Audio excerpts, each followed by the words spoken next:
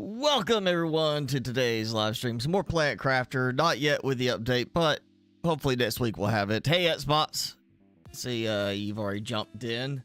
YouTube let you know you are a moderator that you already knew. Well, I can't help what YouTube decides to, re-notify you about on their behalf.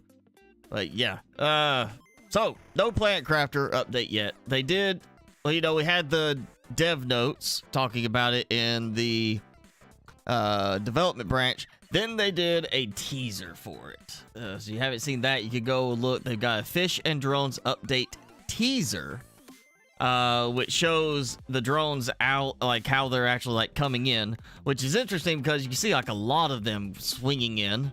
It's got like a whole stream just coming in. I don't know if that's the case of you need that many circuit boards to build a bunch of drones, or you are doing like X number of drones per. Doesn't really show that, but it looks like you can get a pretty consistent amount of drones coming in at one time on this little drone control thing. So that's going to be interesting, but yeah, it's not out. They just said on the 20th that it would be available next week, which, the 20th was back on Monday, so odds are they mean next week. So we'll see it next Saturday, but we have time then to get some other stuff fixed before that. Hey, Jason. Did you ever hear from Jenny, Jason? I know, she's missed the last couple of weeks. And I know you said last time she had not responded to any of your messages. Oh, Timmy. Timmy's sitting here waiting patiently for a snack. It's a dessert snack. You can have it. It's yours. Go on, look. Just because you're on camera. So you still haven't heard from Jenny. Oh, that's okay. That's a little worrisome. I figure she at least would have responded at some point. Maybe.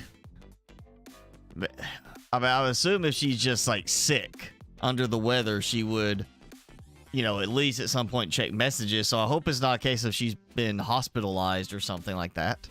Yeah, I guess we'll have to wait and see what happens. See if we hear from her. Which again, hopefully nothing's happened to her. It's just that does seem a little strange to not hear from her at all. I don't know if Jenny became the Archduke. I just know that she has not talked to us, and now going on 3 weeks at Xbox.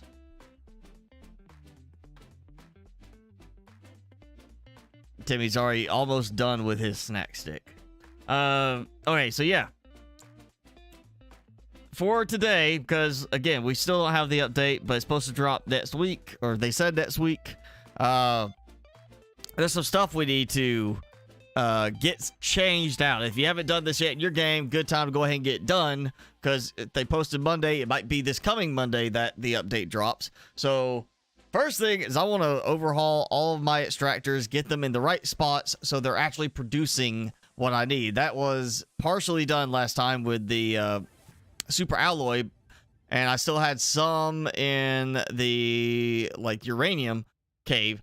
I think it's time to go swap out the uranium ones for proper tier 3.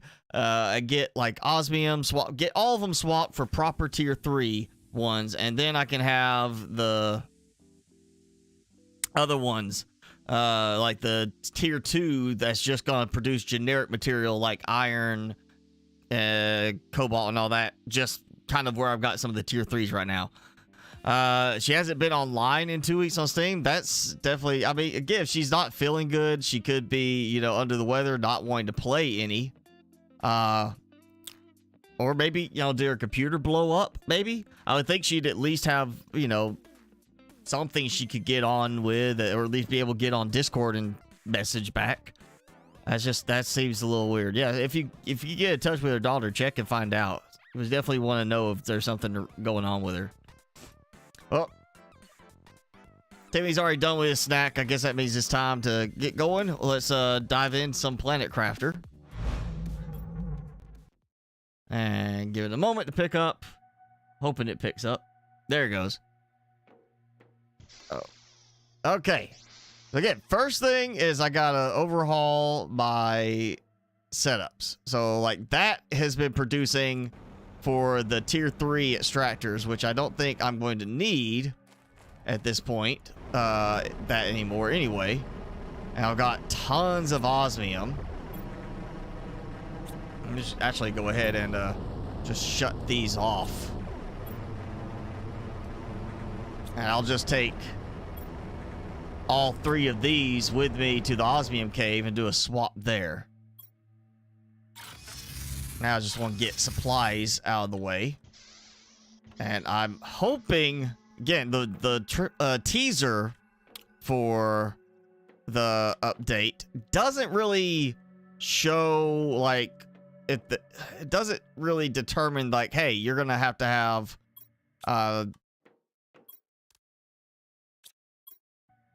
your storage connected by a certain radius or something like that for where the drones drop off everything. So we'll still have a lot of kind of touch and go testing with it when it drops. But I'm hoping it will be a case of, yes, we just, you know, I can build me a little drone drop off point up there and it'll be fine. Also accounting for where I need production to go.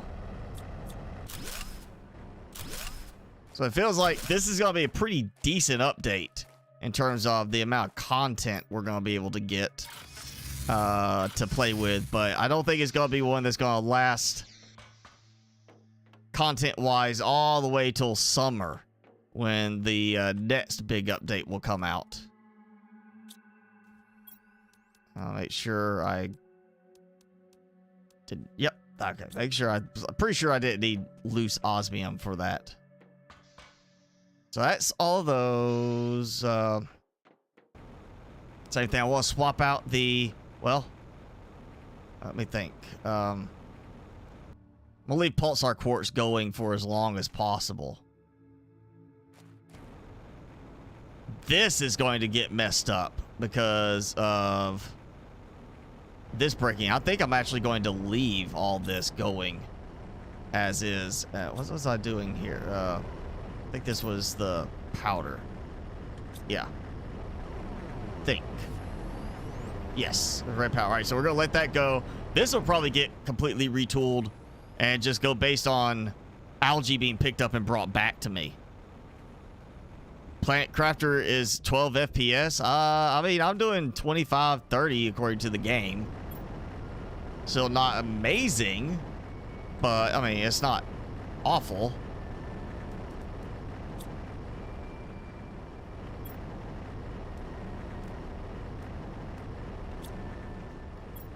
I have tons in there too. Alright, so I need to upgrade a sulfur one as well. I've got that sulfur location I never did get around to upgrading. So I know I need to do that. And I'm really hoping that the update does not break the stacking mod.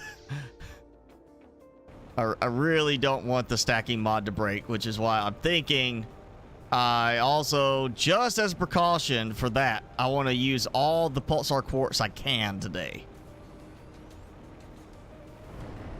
As well as take all that stuff I can. I basically just want to make sure I stockpile as much as I can and then use as much as I can of stuff that if stacking breaks, I lose it. You got 1 million power 3 weeks ago? Okay. But how many tier 5 heaters have you got now? And that's what I need to do next. I need to go this way. Oh, I gotta do iridium. Yeah, because I got tier 2 in the iridium. I'm gonna take these out.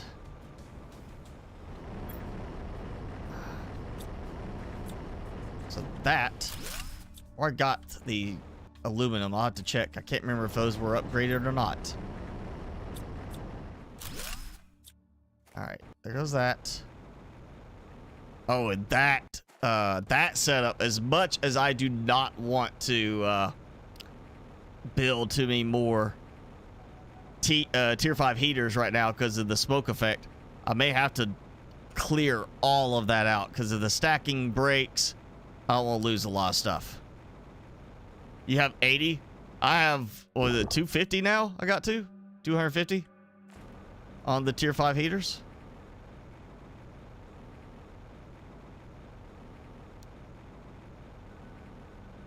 I think if I've got enough, which I should have some super... Oh, wait, what am I doing? I'm going the wrong way. I need to go over here to osmium. I was super alloy. I got enough of that. Should have enough pulsar quartz. I could probably get a lot more power generators, fusion generators built today, which could mean I might maybe get close to the 1 million mark. I don't think I'll be able to quite get there, but it'd be kind of close, I think.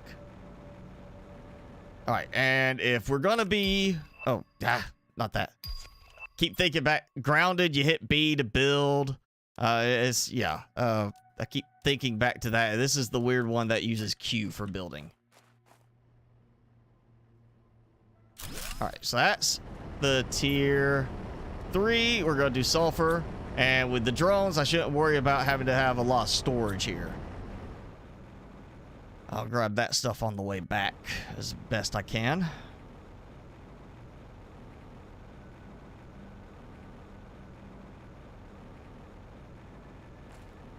Honestly, it's kind of a real question of how much am I really going to need to be able to put in, you know, as far as, or how much production I need from each one if the drones are delivering, you know. Comes down to how much the drones can carry at a time and how much I really need value-wise. I'm thinking 2 tier 3 here, and that's it. And you know what? Go ahead and build it before.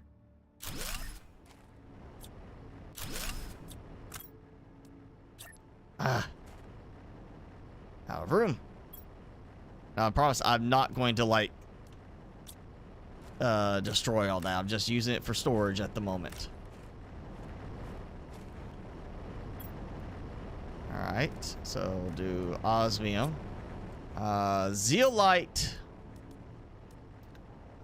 I'll probably swap those out, too, at some point. Okay, what the?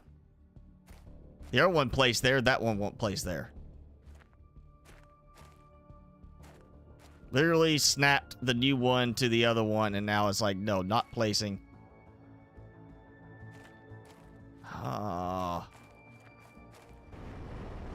Alright, I'll do like this.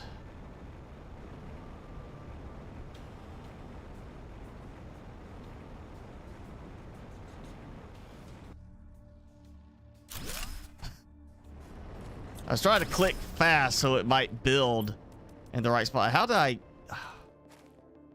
Seriously? All right.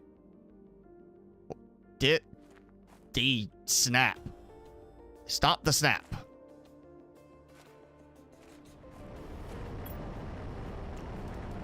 All right. Take that.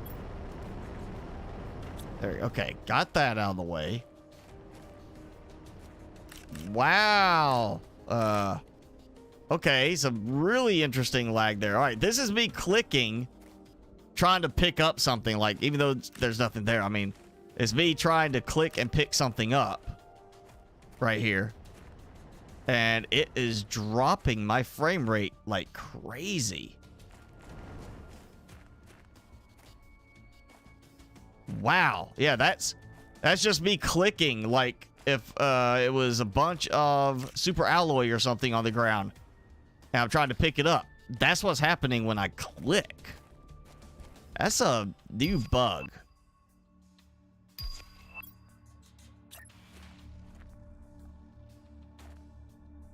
All right, fine. You know what? Can't go there. All right. Let's make do. Even though that really didn't make sense. That should be doing like that. Yeah, that's a new one to be getting that much, like, lag from clicking.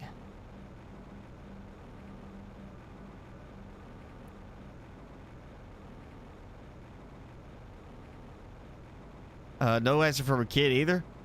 Okay, that is weird. And yeah, for nobody to be, I mean, that is unusual. Yeah, as a little out of the ordinary in that, you know, nobody answers. Unless, you know, they just suddenly got mad at Jason and me and everybody in the group for some reason. I don't know why they would have done that. I would think that at least from like the Discord standpoint, you know, if it's like a family member's in the hospital, they're going through some major crisis, they, you know, at least at some point might be like, let me get my phone out, get my iPad out, laptop, something like that, where they might have Discord on it and respond to a message, say, hey, here's what's going on. But no comment at all. Yeah, it's possible. Could be busy. Like, she could be just really locked in, not have time for anything, or just be so busy where at the end of the day, she's too tired to bother with anything like that. It's possible.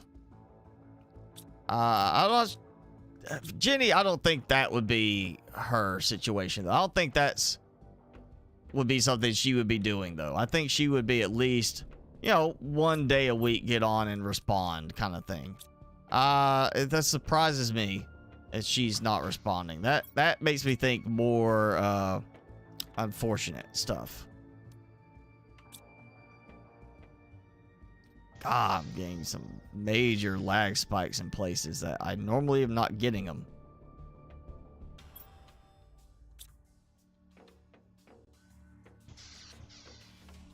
All right, let me see. I've got...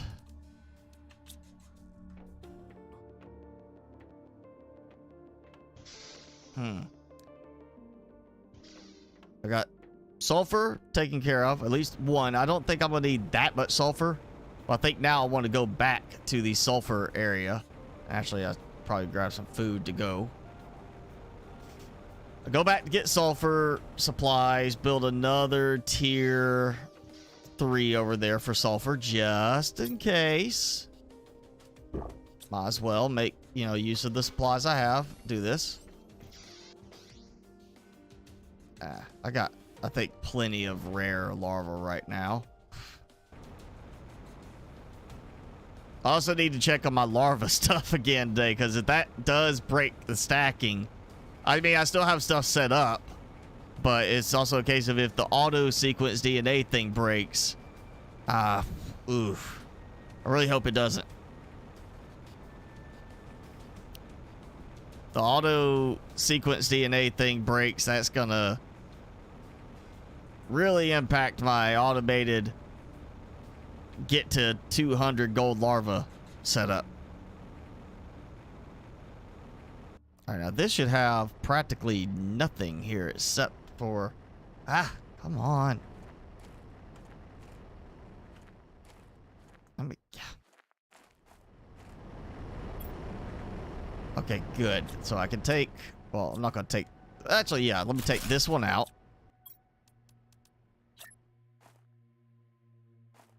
And surprise, surprise, now I can't build again. There's a stupid larva in the way. Hope they fix that where you can squish the larvas. You know, just smash them. That was all about which way I was looking at it. Okay. Iridium. And only because I've got the auto crafter going, I'm gonna do a second one here.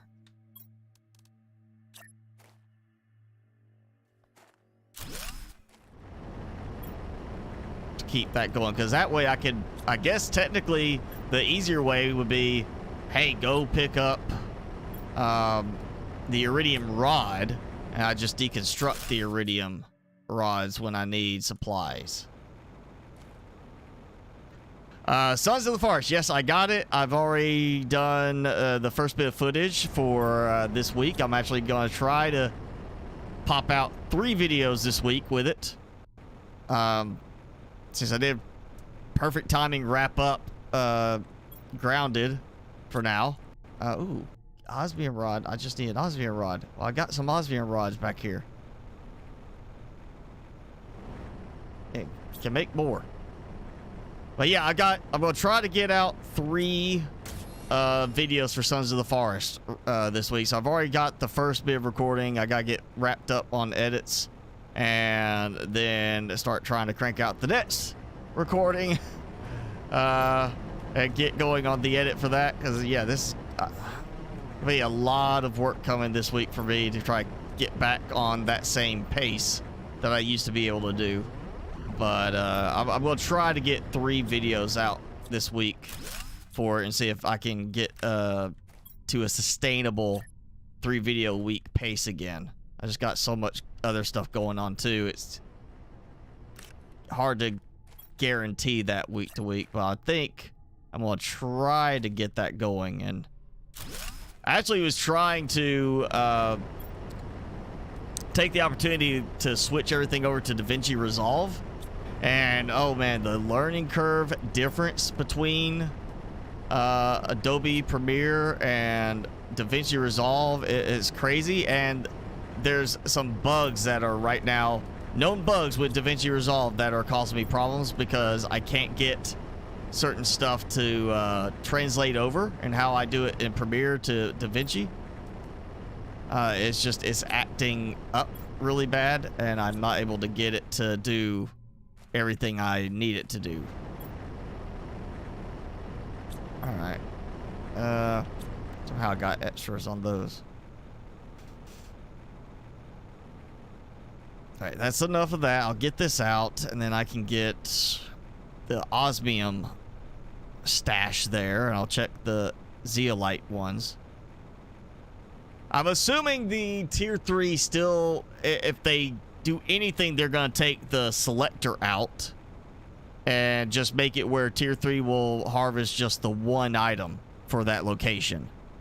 I'm hoping tier 3 will still do the 1 item. I hope we don't get stuck with every one of them going back to that item plus iron, cobalt, silicon, because I got so much of that already. I don't need it. In fact, actually, that just reminded me, I've been deconstructing some tier 2s, just assuming that tier 3 sticks to the single item, because we do have just the smaller container. If it's single item only, then a tier 3 placed randomly around, I'm assuming, will just produce iron as the primary. Unless it does stick with a, choose type of option. Maybe they stick with that. Maybe they don't. Okay, let's see. I'm gonna put some iron in there so I can get this out.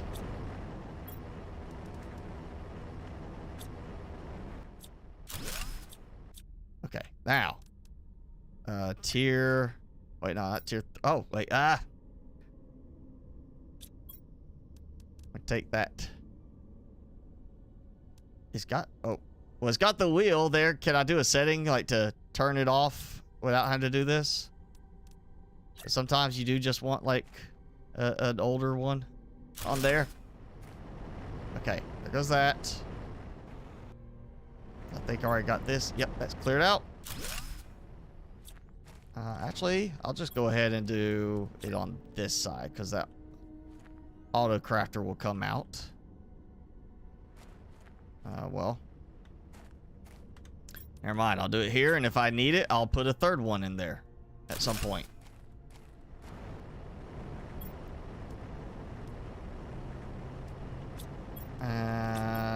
Put that back in. That way I get a little bit more. Alright. Go dump supplies.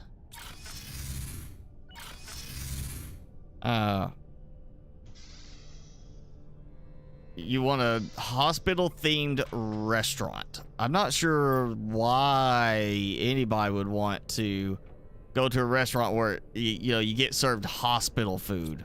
I mean, the U.S. hospital food is not very good. We got pretty crummy hospital food. At least every hospital I've ever been to has had pretty crummy food. Especially as far as like patient room food, you know. I would think it'd be a better idea to go with non-hospital food for a theme. I mean, yeah, it could be kind of interesting to have that, but most of the time you're not going to hospital for a good thing. You go to hospital for a bad thing. So it's not really the best setup for encouraging somebody to want to eat there. I would not go to a hospital themed restaurant. I don't care how fancy it's supposed to be.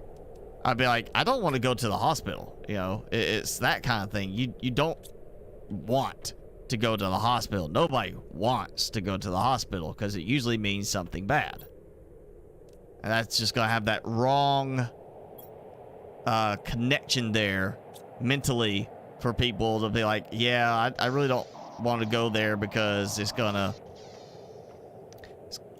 going to feel good to be at the hospital, or it's going to remind them of a situation where they had to go to the hospital one time for a family member who maybe passed away. I don't think that would work very well at spots. It's that mental connection there would be enough, I think, to put people off.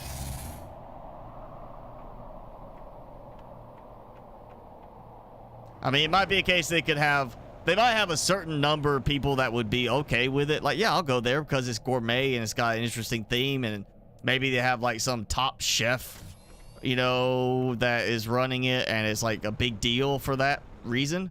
But I think most people would not go because of that negative association with hospitals. Oh man, I don't think I want to fix this today. I think I'm gonna let this keep going, and I'll fix that after the update hits when we see what's going on, because I've already got plenty of rockets up there, plenty of boost. About to hit. Yeah, we're gonna hit the 1,000 mark, the PTI. And yeah, I'm gonna get a lot of those going today. Let's get the rest of the production upgraded the best I can. So yeah, gotta go into the sulfur, gotta clear some stuff out from there. I should have iridiums taken care of. Yeah, go get sulfur, and then try to see what else I can get from the osmium. Yeah, just a lot of collecting items at this point. Oh yeah, there are a lot of weird people out there. I mean, you know, the whole notion of eating sushi off of the top of somebody while they lay still does not appeal to me at all. But there are places that do that. There are people that say, I want to go eat a batch of sushi from on top of some naked woman's body. You know, I don't get that.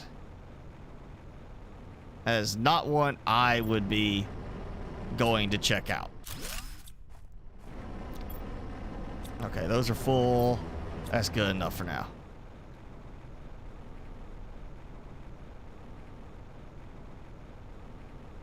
I mean, to me, that seems almost like the idea of making a dump-themed restaurant, like a garbage-themed restaurant. Do you really want to go eat somewhere where the idea is you're next to rotting refuse? You know, to have it there and feel like that. Like that's maybe they could do better with that, because it wouldn't be like they wouldn't have the smell of garbage unless they did go that far and say we're gonna make it smell like garbage in here. Then different story. Like, yeah, let's make it smell like rotting garbage for our guests who come here to eat, and then see how much they can eat while it smells bad. That I don't see working, but maybe, you know, if it looked like a dump, you know, like a garbage dump, but it didn't smell like it, you know, it's fake trash and stuff like that, I could see them getting away with it, like on that. You know, It's when they go to the whole aspect of actually having garbage that I see that being a problem. You know, having real garbage there besides the health risk of it. So maybe, you know, the hospital, if it was like an upscale, maybe like a futuristic hospital could do it. Like, you know, the Jetsons, you know, super futuristic hospital where it's all super clean and everything. And it's just really has that like sci-fi feel to it. I could see that working. But you pick just some run-of-the-mill hospital and you theme around that, I think most people are like, I don't think I want to eat there. We'll get the food to go, you know.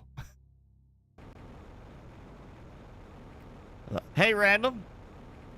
Thanks for joining.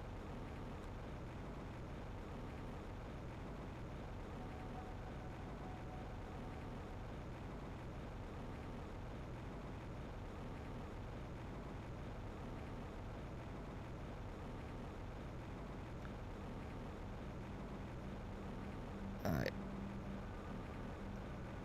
Honestly, as long as I have, even if the stacking mod breaks on the extractors I'm getting set up, I'm okay with that. I'm going to try to use what I can, but I don't need hundreds and hundreds of pieces of osmium right now. You know, I mean, I could, if I wanted to, set up a thing here. Just here's an autocrafter. Just start producing osmium rods, and all I do is come back and clear out the osmium rods as needed. Actually, I know something I am going to do real quick. Oh, purple? Is it purple? No, it's orange. It's regular ones. It's kind of throwing me off to get natural spawning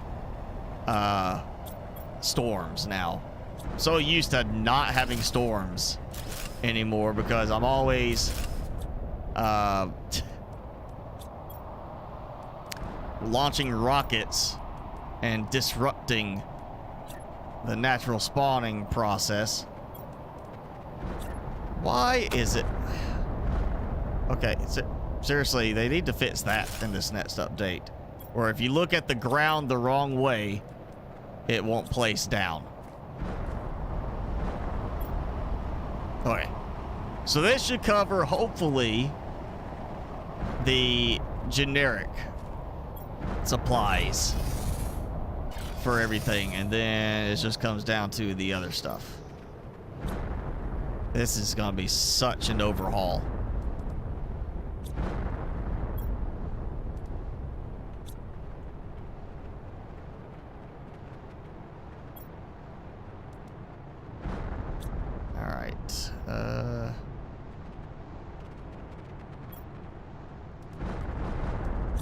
I may actually have to take...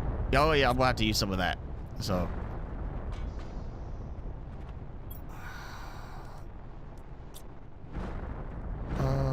osmium.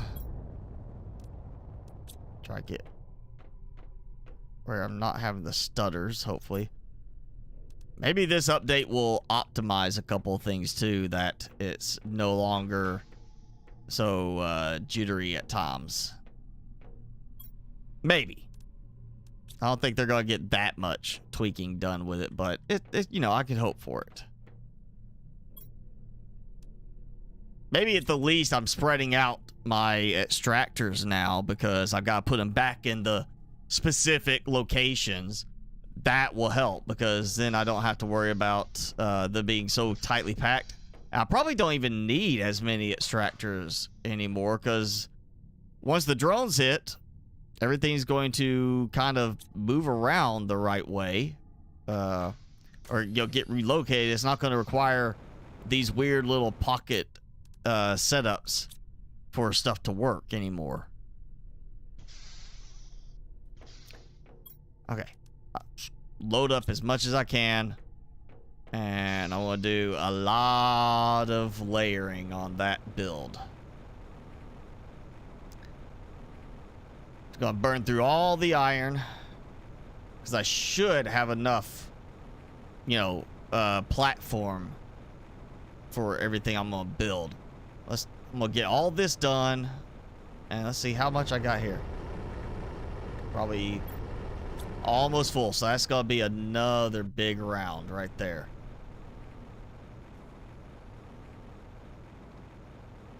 And we're at 10 floors for the topmost of heaters.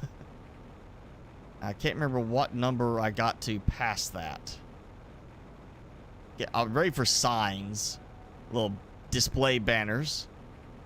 So this is floor 11, 12, 13, 14, 15,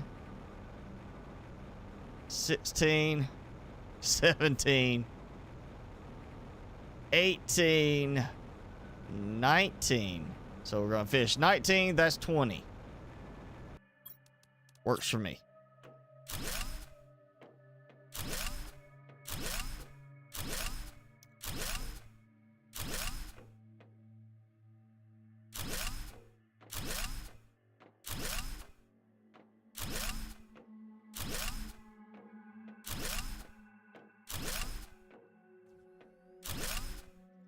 And maybe they'll fix the random sounds of an auto-crafter happening when you're not near an auto-crafter.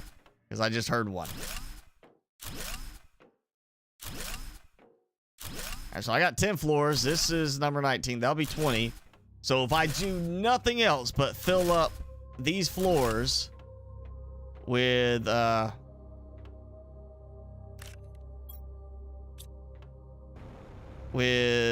heaters, that's gonna put me at 500 tier 5 heaters. Which is still just a crazy amount, honestly. Yeah, definitely will not have enough supplies to get to that point today. It's a pretty hefty amount of supplies just to do a floor of 25.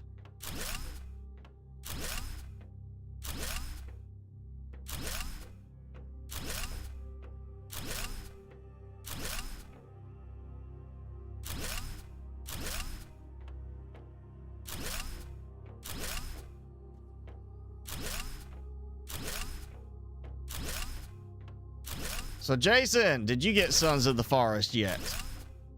I figured that would be kind of right up your alley, considering how much you like Green Hell, Infected. Also, did you see the upcoming, I don't think it's out yet, but it's upcoming models for the infected enemies? Where you're gonna have like, it's Vambees.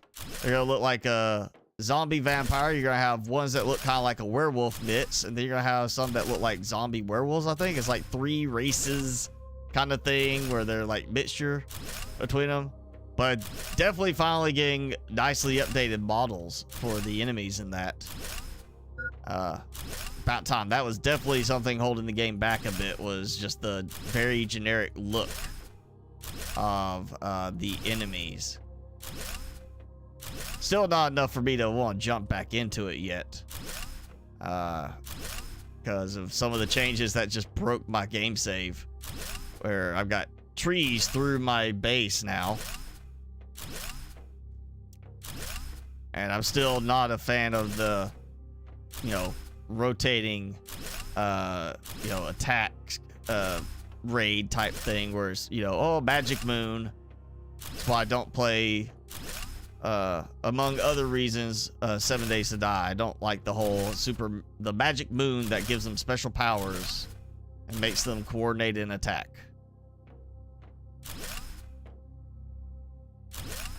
Oh, you just got home an hour ago and made sure to make time to join in to the live stream. Well, good for you. I don't want to spoil anything, but I'm definitely liking certain aspects of the game, and there are some aspects that are currently throwing me off on the game. Certain changes they made, but visually the game looks so good. Just really well done, and it really feels like, you know, the first game you had spots where you had trees and it's kind of forested with some undergrowth. This actually feels like a real forest now in places. Like it's so thick on the brush and undergrowth that it feels like you're going through, you know, a proper forested area.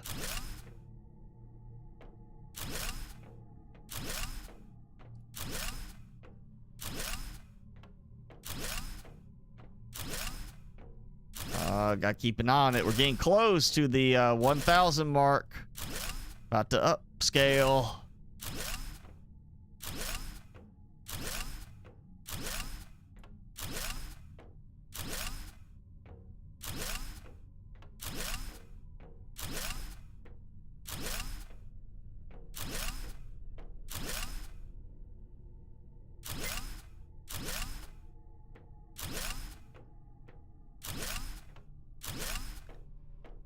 Ah, there it goes. Of course.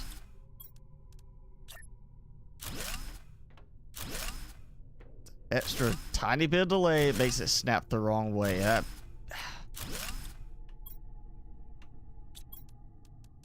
Alright. See if I can reach the 1,000 mark before I have to drink my water.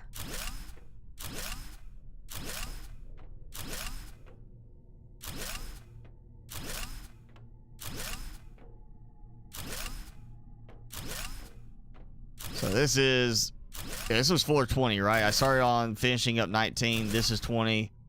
So there's number 21.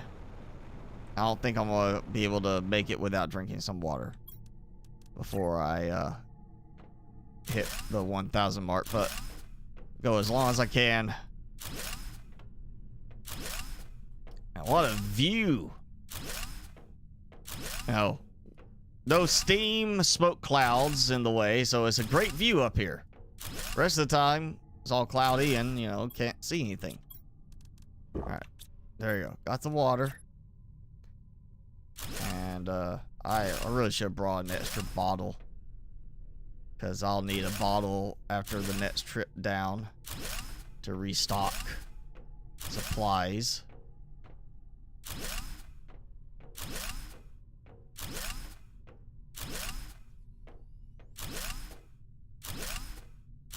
Oh, yeah, speaking of Sons of the Forest, you know, I've had a guy I used to work with. He was a pretty big WoW player, you know, big on World of Warcraft. He actually ranked, like, top 10 in the US at one point, I think, or maybe it was top 20.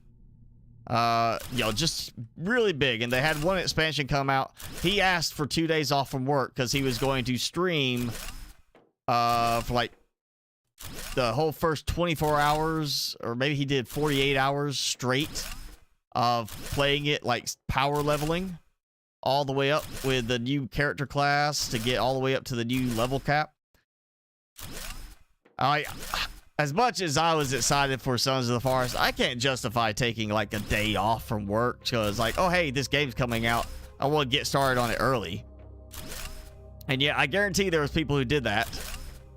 And also, people who, you know, I was looking for some gameplay footage last night to see kind of, like, what other people are doing as far as base locations, to see where other people are trying to build. And it's surprising, well, maybe not surprising, I say disappointing how many guide videos have come out within the first 12 hours the game was available. I mean, people going in saying the top 10 tips you need for Sons of the Forest, and I'm just sitting there thinking, like, I mean, looking at when they posted it, it was literally like 12 hours after the game was available, and I'm just like, how can you even justify posting a video saying, here's tips you need, all the tips you need for the forest, or here's, you know, what you need to do first in the Sons of the Forest, when it's like somebody taking, you know, going through one day of algebra class and the next day offering tutoring in algebra. Or, you know, you buy a guitar at noon and by midnight you are posting your first YouTube video on how to play guitar. And it's like, well, look, I've learned these 5 chords and I can somewhat make my way slowly and painfully through these 2 songs. So yeah, let me teach you how to play guitar. You know, I look at it like that. I don't want to put together a guide video for a game until I've got at least around 50 hours of time in the game. You gotta put in time to actually learn some specifics to the game, like how some of the mechanics are different in that game versus maybe the previous one. Stuff like that. You can't just go in and be like, hey, here's your tips. It'd be like getting Subnautica Below Zero and in the first 12 hours posting a tip video that mentions tips on how to set up your Cyclops to be a mobile base, and then people are like commenting, Cyclops is not in the game. It's the sea truck. And I see a lot of those videos I think are going to be taken down, or you're going to see clips of them being edited out in the YouTube studio editor, where they'll be like, oh, ooh, that's wrong. We actually got that wrong. Let's cut that part out, and we'll just, you know, we'll change the title to 7 tips, not 8. You know, I see that probably happening, or some people just gonna delete the videos altogether because they'll be like, wow, we really got it wrong on this. You gotta put in time and actually learn the game. You know, you can't play Planet Crafter for 3-4 hours recording the whole time, then take 3-4 hours to edit the video, take the time to render the video and upload it, get it set up and post it on YouTube, and actually provide real value to people watching it. It's not possible unless these are people that got early access. For the early access, you know, got a key to play it like a month ago. You can't have enough hands-on experience yet to be doing a guide or tip style video for the game. You just can't. Again, back to the whole guitar thing. You got 12 hours experience, or not even 12 hours, because you got to record video, edit the video, and then export the video, upload the video. So let's say at best they got 6 hours of experience on guitar. That's not enough experience to go and say, here's the only chords you need to know as a new guitar player, and do that video. Nobody would sit there and say, oh, hey, I've only been playing this guitar for, 6 hours, but I can tell you everything you need to know as a beginner. No, you can't. Unfortunately, people are not going to see those videos and think that. You know, if they had to sit there and say, I've only got 6 hours of game time in this so far, but here's my tip video, you probably have a lot fewer people be like, why should I watch this? This guy hasn't put enough time in yet. Like, he definitely doesn't know what he's doing.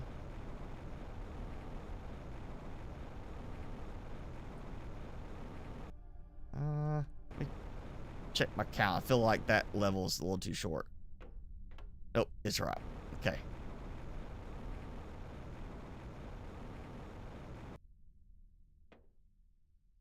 Okay. Actually, I'm gonna go ahead and do the next stack up. But yeah, this is right there. Let's go ahead and get this one done.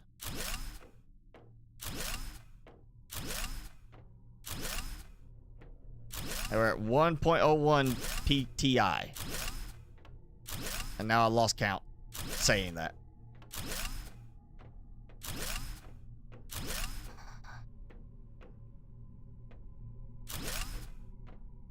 Okay.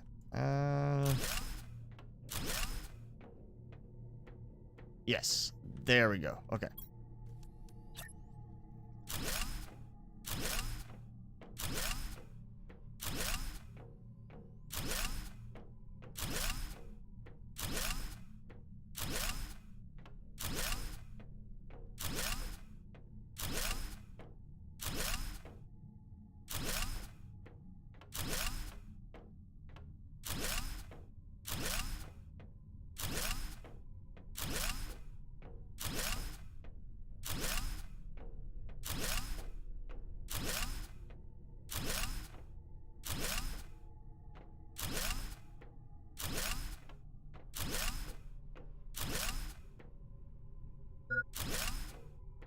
I think if I do this again in a new game save, I think I'm gonna have like a single row outline that, you know, instead of it being like, here's, like, this will be covered with some of the heaters, and the only outline is really the stairs. I think I'm gonna leave like an extra layer of grids around the outer edge, and then have it where the corner piece is just a vertical stack, so it looks like support beams. And that way, I could technically just grab a big old stack of iron and just kind of use that little jetpack and look down and then hit reverse to go higher and higher, just keep building. I'll say 5 and number 6. 1, 2, 3, 4, 5, 6. Yeah.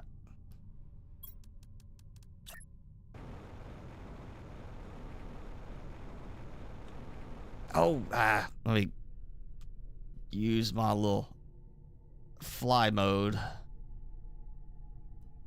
for this. Maybe this will get fixed in the update too.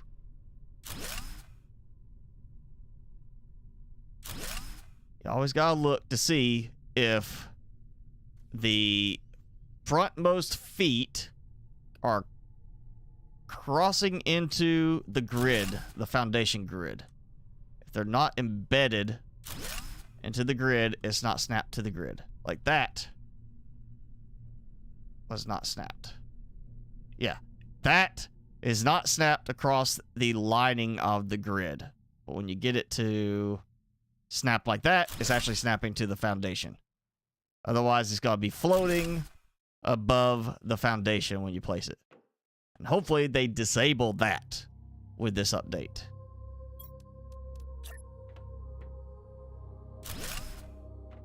Oh, is it? Yeah, okay. So one landing and then one that goes up.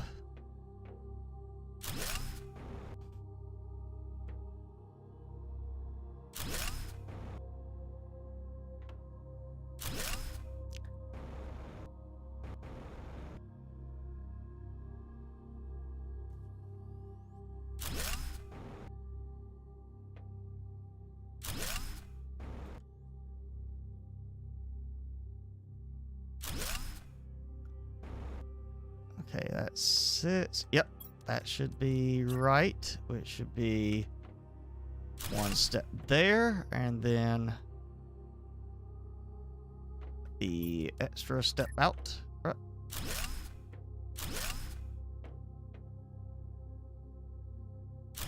I guess how I did it. Yeah, it goes cross like that, so it'll be 1, and then 1, 2, 3, 4. Yes. So the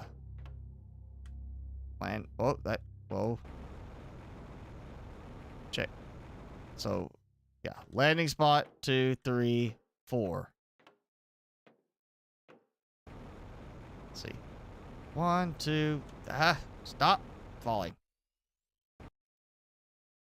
1, 2, 3, 4, 5, 6, and step. Yeah, okay. I think I did too many around the corner on it.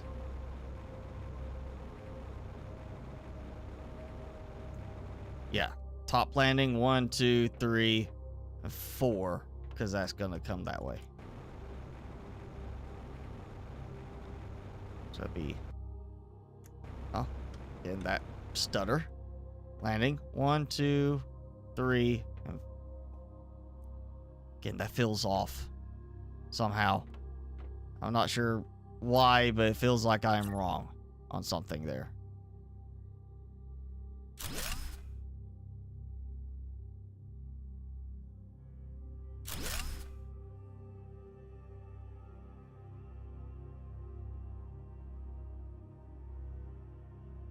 Come on, snap the right way. There.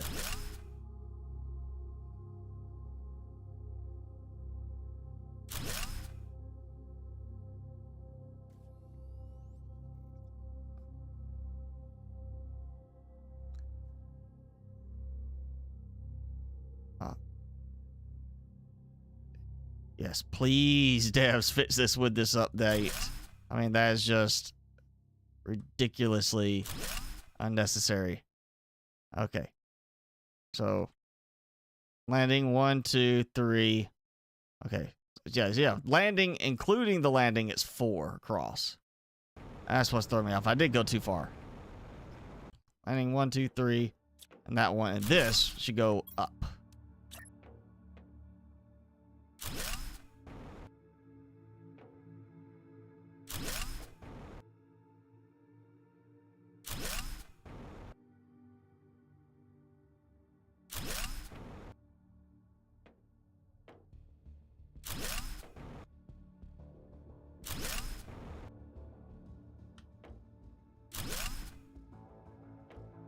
Yeah. All right. 769 in height. They're getting up there.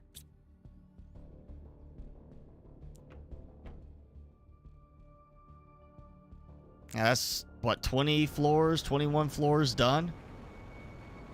Felonious. Good afternoon.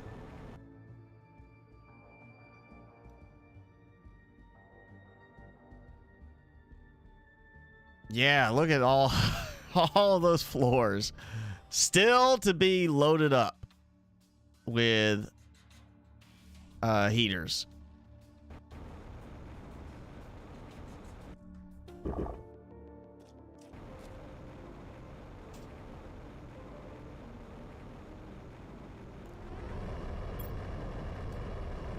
right, grab all these. Again, this should technically still work after the update, even if they go back to just not selecting an item, it just whatever single particular item, that should hopefully still produce iron on those 3. And that will be for this mega project.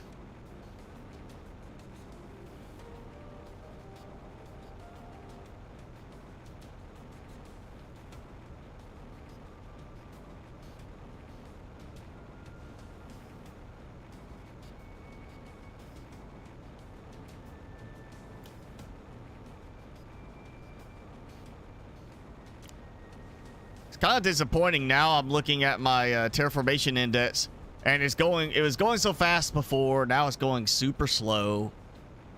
I mean, 1.02 is taking how long to get to the 0.02?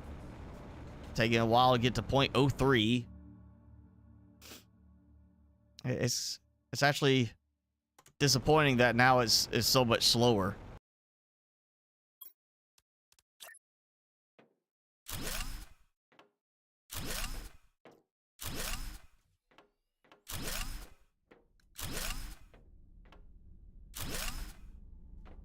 At some point I'll remember this again. There you go.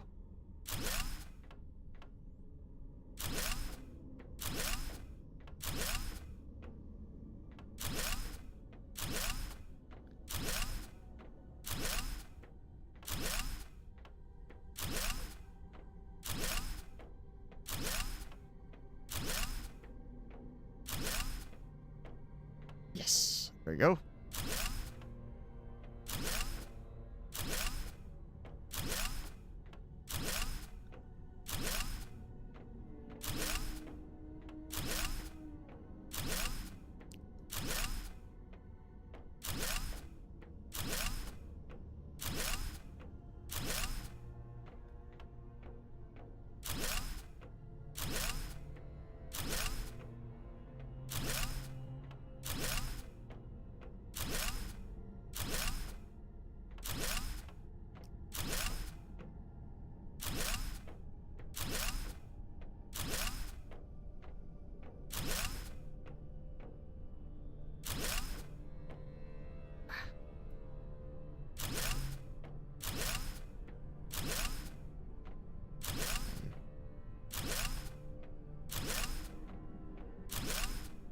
There we go. Another floor mapped out. Go ahead and get this. Oh yeah, let me go up here because again, you gotta start from the top level. You gotta build. You don't build stairs up. You build stairs down in this game. If you build up, they don't want to snap or let you place it all because of collision. So yeah, hopefully the stairs will be fixed soon. Otherwise, just give us an elevator. Forget the stairs. Just give us like an elevator, or make the teleporters easier to unlock earlier.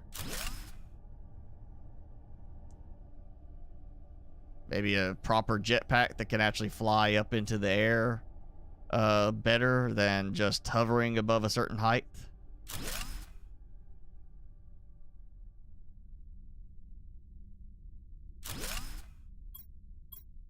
Okay, there goes that.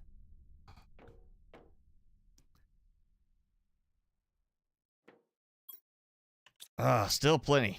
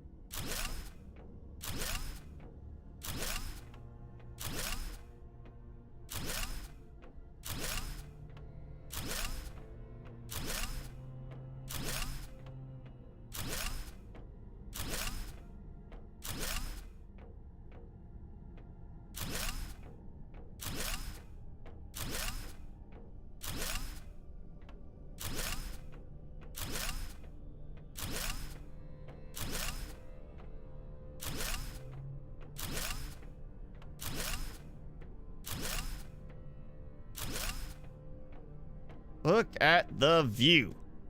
I can see the entire, or almost the entire lake around the waterfalls area, which is getting a rework with this update apparently.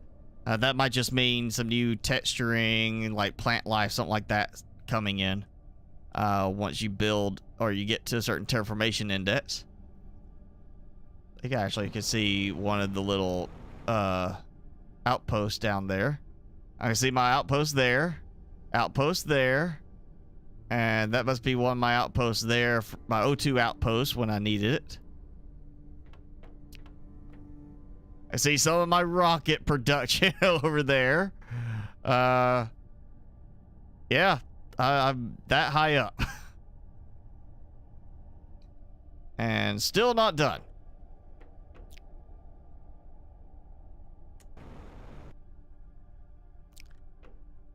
Okay. Always good to start near the stairs. Go until my water level is low or I run out of supplies. And then I can get out of here. And I'll just, whatever's left on supplies, if I run out of water, whatever's left of the iron, I'll just take it with me and put it in storage again. That'll be fine. I won't lose that much then. And it's about to be, maybe not. Yeah, I'll let it keep going because it takes a lot to get the stuff together for a tier 5 heater. Not so much for the drills, but the drills can't be built on platforms and stacked. I guess if this update does not do anything where I'm building my drills right now, I'll go and start making a lot more drills afterwards too. So I've certainly got enough percentage boost going to it.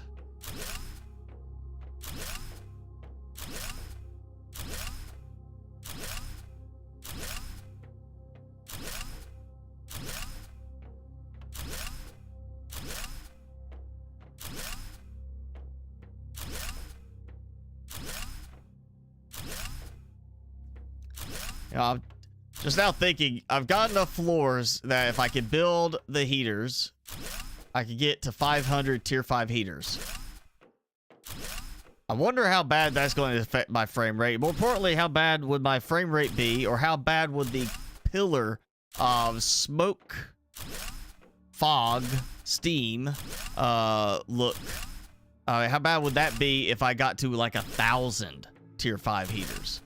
Have they even planned for the possibility that somebody's going to be crazy enough to try and build 1,000 tier 5 heaters?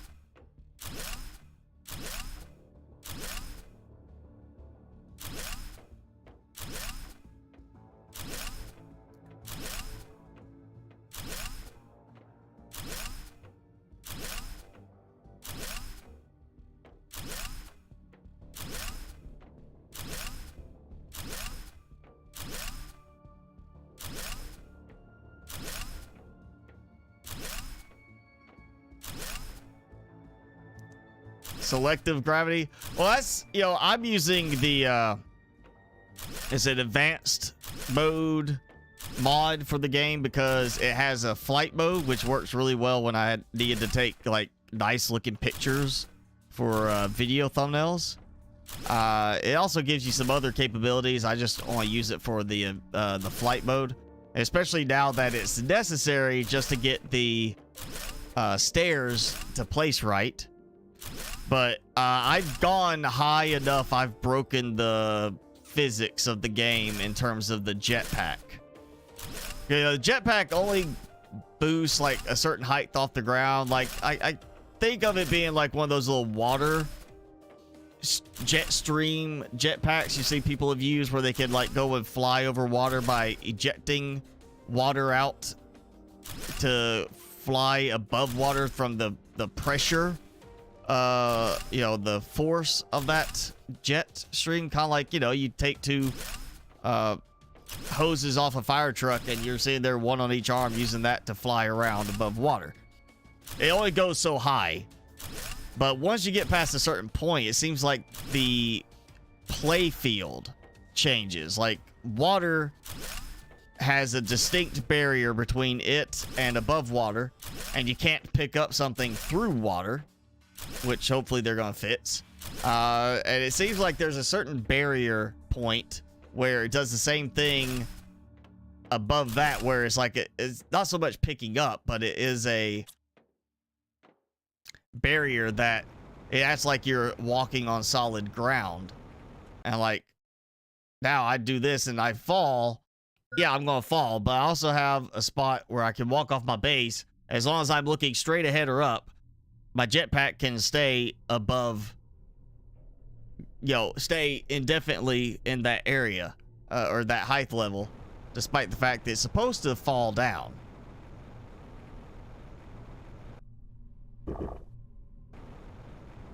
So again, it goes back to me just, you know, going overboard and breaking stuff. And I'm going to grab this stuff over here because there's no point in leaving these. In fact, because they're not being used, I might just go ahead and build these out in the middle of nowhere on the base platform when I get back. So they're sitting there waiting. Again, it comes down to how the new drone controls management station works, because the teaser video shows the drones coming by it, flying past it. So it really is going to be, how does that work and how does that connect between different places? How does the storage integrate with that? So I'm really interested to see how that all works. And that's why I'm thinking, I'm kind of, you know, if I can, I'll put the drone thing there, but more likely it'll go right here. So if it'll go there, I'll just do like, here's Start stacking auto crafters. I mean, I'm thinking the ultimate thing now with the drones is we're going to end up having kind of like, here's your hub, or you could have a few hubs, kind of in the way of like SAS Factory. You have a lot of stuff shipping in to maybe your central factory, and that's where everything's being processed. Or you can build small processing stations at the different resource collection points and do that. I'm thinking it's going to be somewhat like that, where the drones are going to be meant to bring everything to your central base where you have all your production, your crafting being done.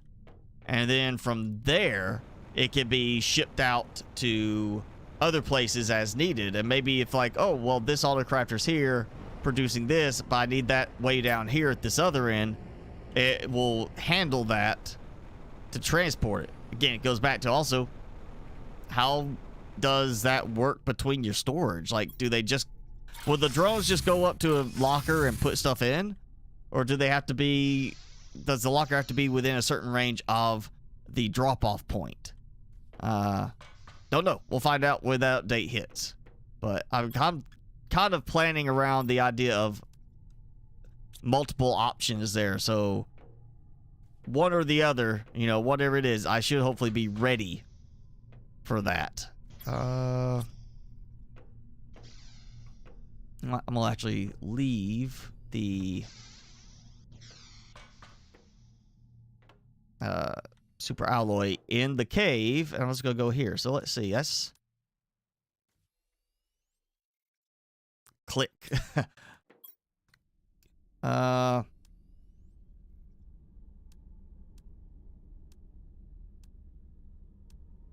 right, so that is 15. That's enough for, should be about 30.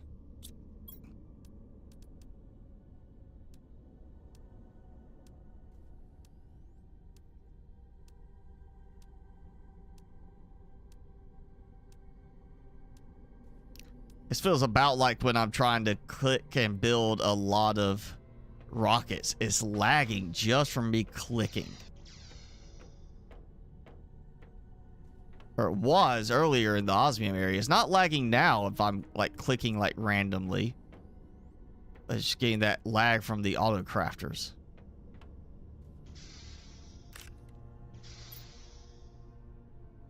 All right. Time to burn through some pulsar quartz, at least, so I don't lose it.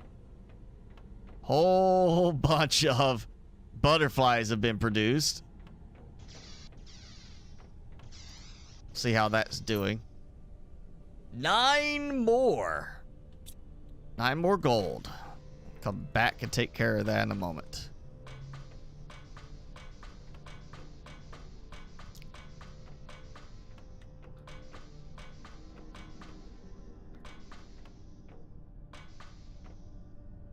Okay, there we go. Got to this floor.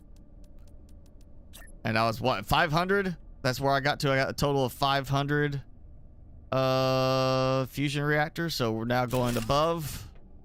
We're just now aiming for the 1 million power. Gotta catch up to Xbox before he tries to catch up to me on the tier 5 heaters.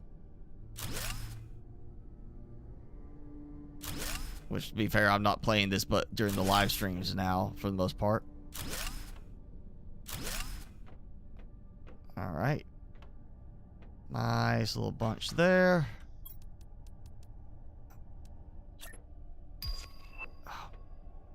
Didn't mean to actually click that. Now I'm going to be stuck with that beep.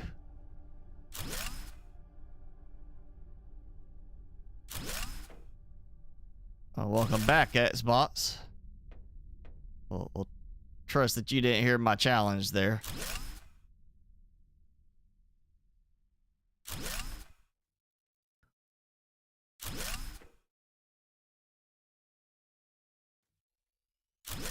All right.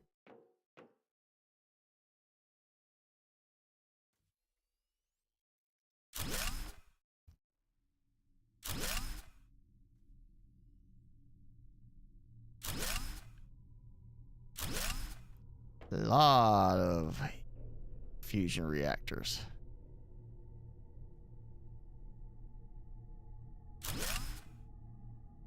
And somehow I got those off kilter a little bit.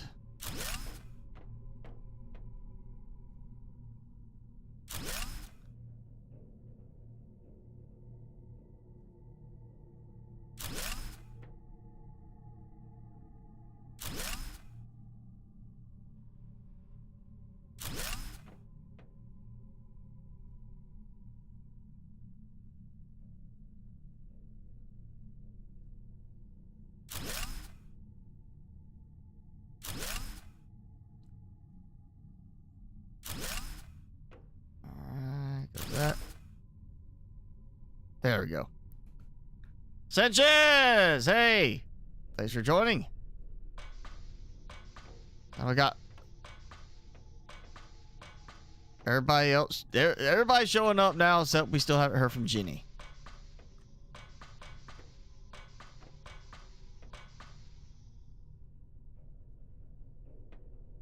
Alright, so new top level I remember looking at over there, which I can't see it from here. 769, I think, was my height, and I'm at 598 here. So even at this point, I am still taller on that tower for the heaters than I am here, even with the boost from the waterfall.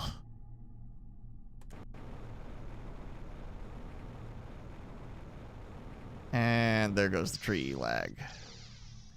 Okay. Butterflies. Go ahead and clear this. Definitely, again, I'm not sure if this is going to work after the update. Mods may break. So I gotta take advantage of the opportunity. Get as many gold larvae this time around as I can. I'm getting close to the finish line on having 200 gold larvae. And I'll have to worry about if they have gold fish eggs. Because we're gonna have aquariums with the new update, so we're gonna have the same kind of thing where we're gonna produce fish, I guess, out of the aquarium, rather than just having the fish swim freely in the water. You know, I think that would be the more logical thing. Like, go spread, do your thing, little fish. Instead, we're gonna have aquariums. So I'm thinking the aquarium is gonna be where we breed and or mutate the fish to get different types.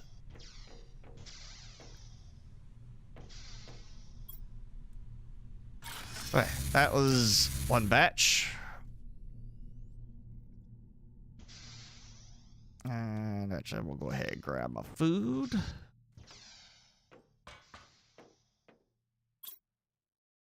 think it's time for me to save and reload. I haven't done that because I haven't been launching any rockets yet. I've just been letting that stuff produce. But it might be a good point to save and reload because of lag to this. I have been doing it at least once every hour pretty much because of the rockets. So now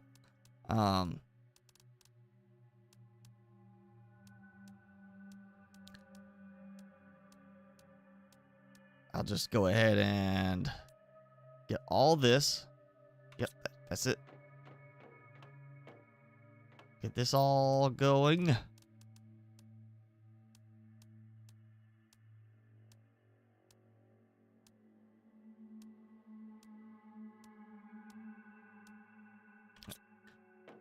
All right, got enough.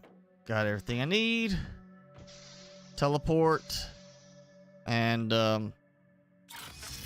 I'll get all the way up to the top level where I need to build, and then I'll save at that point. That way, maybe it won't be so bad because I'll be too high up for the trees to load in yet.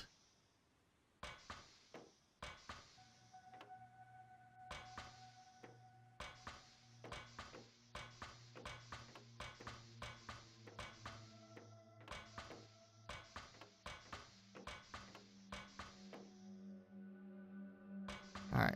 Oh, that wrong way. There we go. Let's save. And reload this thing. Give me a chance to get a drink.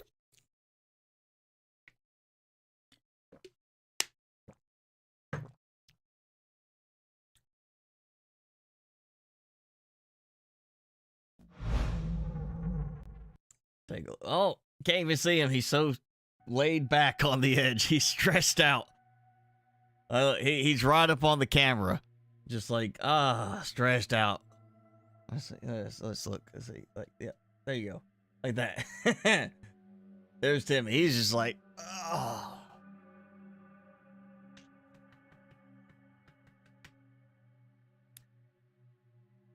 I don't know why he's so far back. Usually you're way over there in the corner. Now you're just like, I'm going to lay right here on the edge. Oh. It's a fat belly right there, right? No? Here. Scoot you back over. Don't want you to fall off.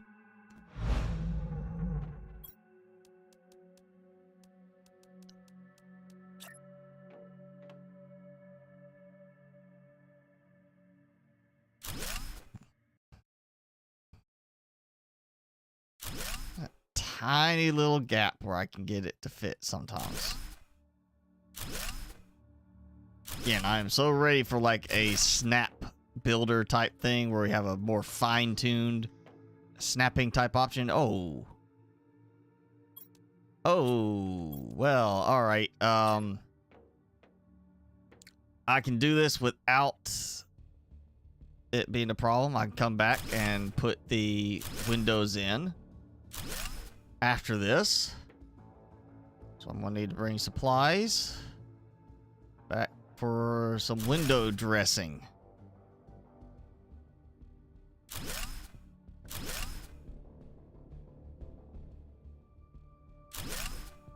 All right.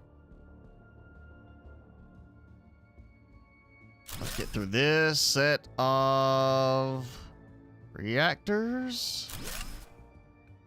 And then I'll bring on, let's see, that's 2. And it's a total of 8 per floor. So just however many multiples of 8 plus 2 that I'll need to make it work. And we'll just get a whole bunch more windows done.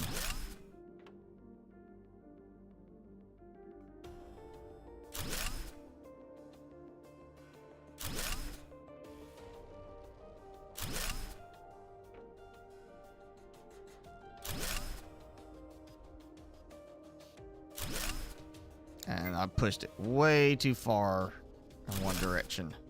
Oh, there. Okay, there we go. Done.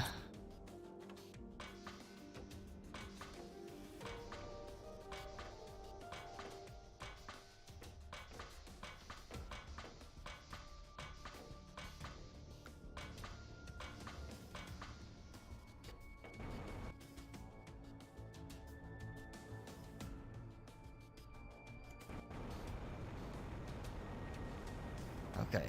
Well, land. There we go.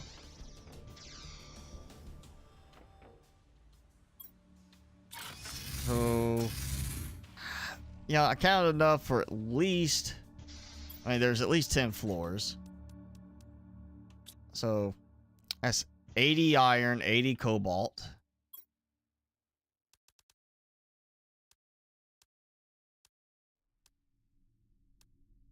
Yeah. 40 is 5 floors, and then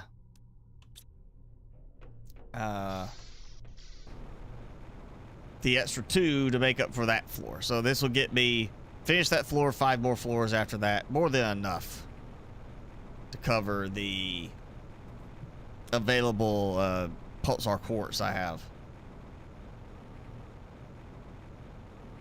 And then by the time I'm done, that should be catching up again.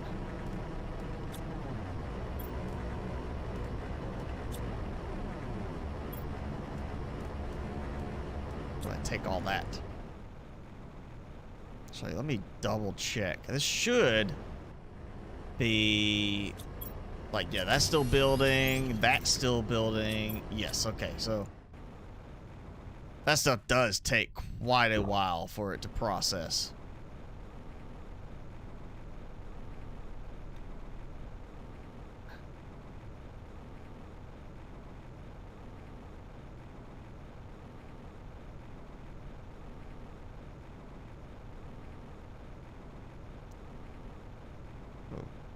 Got 42 cobalt, need 42 iron, and then the, yeah.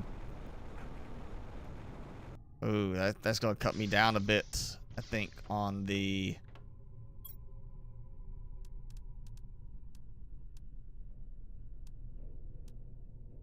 Yeah, because let's see, well, I can eat this, so that's one more out. But 15 right there, and then 9. That's enough. That's okay. So let's take. Let's see. Let's do 36. Wait, not 32. They're taking off a whole stack. Yeah, 32. Oh wait, 32 is multiple 8, but I need 34 because of the extra 2 there. All right, so that frees up. There's 15. Okay, the larvae are gonna have to go.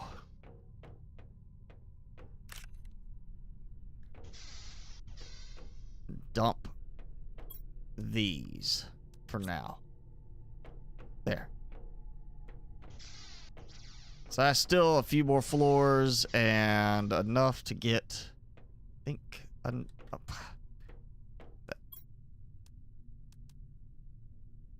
that, yeah, clears my pulsar quartz way down.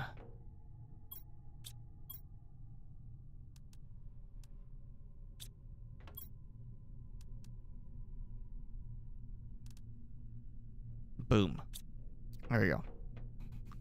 Registernet! Hello! Thanks for joining. How's it going?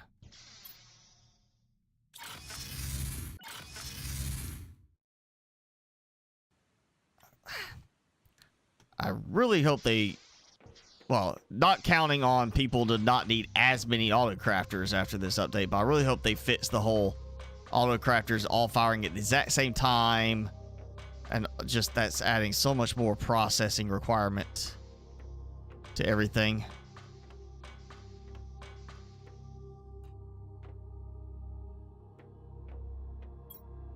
Did I count this wrong? I think I did. I counted 1 short. No. Yep. Okay, I messed up. I counted. I forgot about that wall. So I'm gonna be 1 wall short in the end. So I'll have to have an extra 1 for the next round.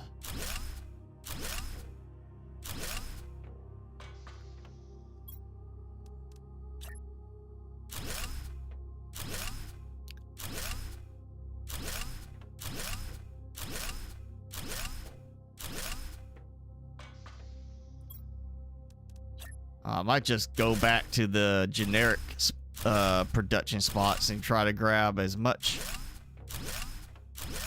the junk stuff as I can, mainly for cobalt. And now I just remembered I haven't been to the uranium spot to swap out those extractors yet, I don't think. So I need to go get some new extractors put in over there where the uranium is. And I'm at, yep, short by 1.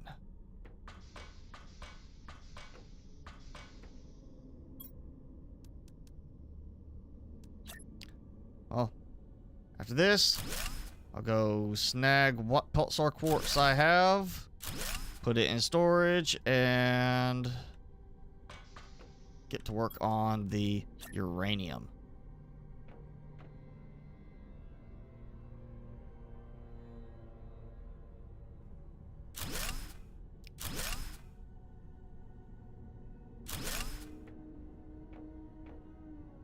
I really hope this update does not change something here that breaks my base.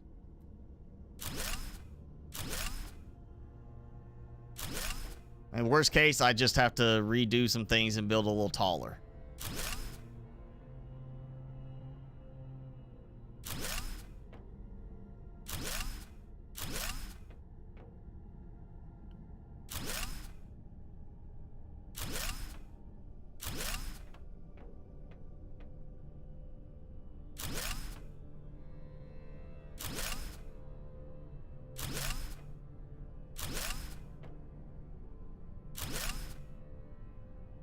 You know what? I think I got that too far over.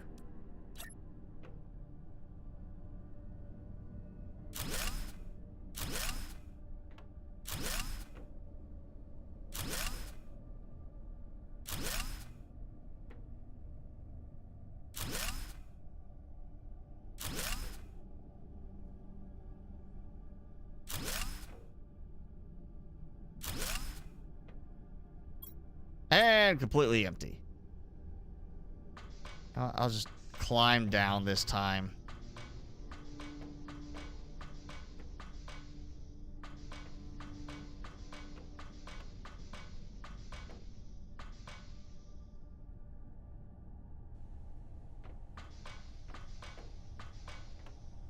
Well, I think that's 18 floors.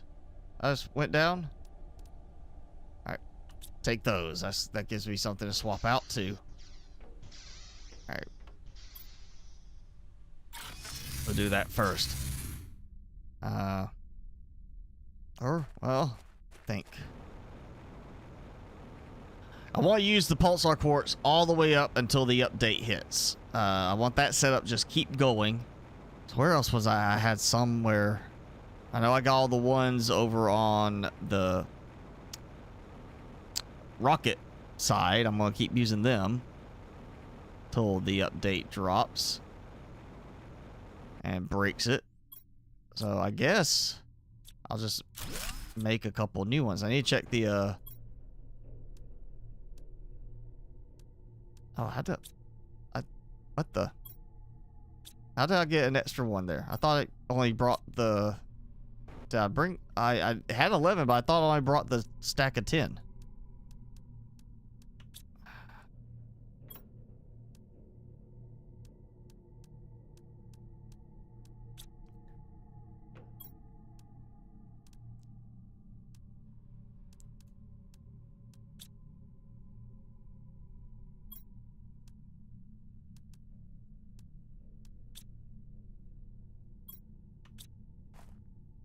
Yeah, that's kind of off alignment.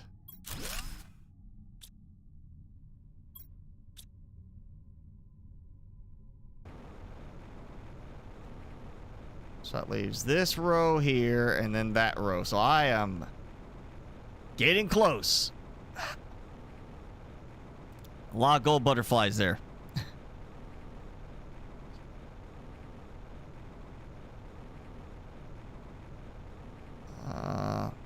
I'll leave those because that will give me supplies for additional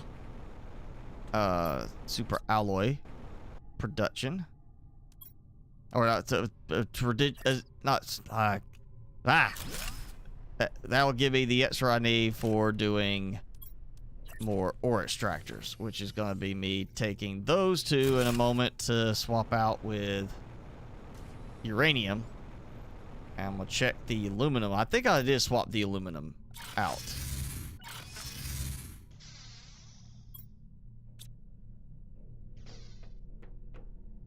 I know I'll come back for that.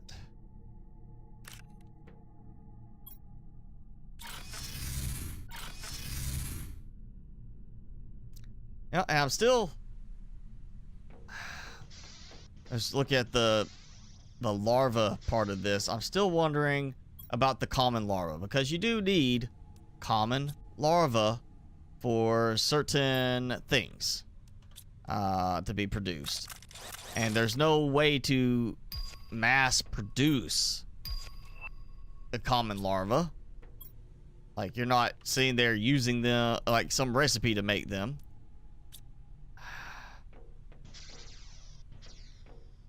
And you don't really have anything you're collecting that you can then recycle to get them. So I'm wondering how the drones are going to tie in with that. You're going to have some stuff like those that just... Oh, I should have left the gold one there. You're going to have some stuff like the drones that just... Like, how are you going to mass produce the larva for certain things?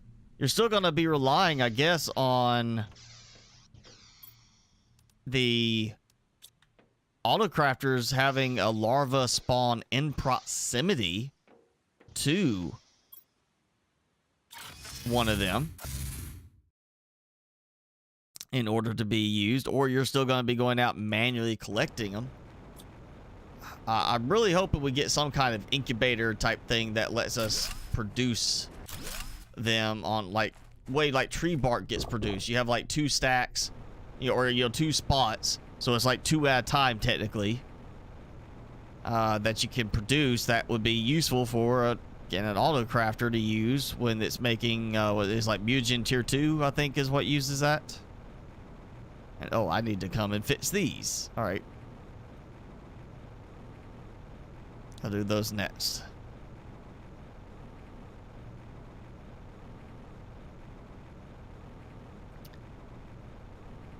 Yeah, at some point, the drones step in the right direction, but at some point they're going to have to add some more automation for some things, like, again, the common larva, to where you're not sitting there, like, just hoping, fingers crossed, that one appears in range of that autocrafter. Now, honestly, having a big platform like I do would help, and maybe having the autocrafters spread around a bit to, for those specific targets would help.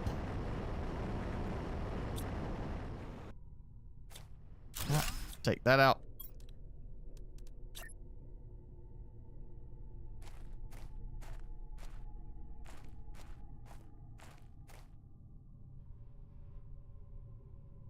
Okay, that there. Oh boy.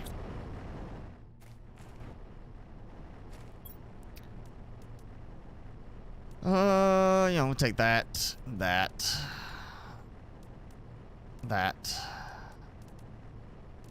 Dump that. Actually, dump that for now.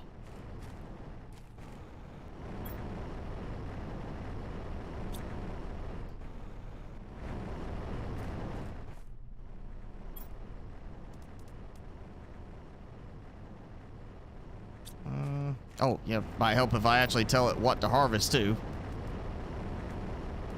Okay, let's move stuff around for a moment.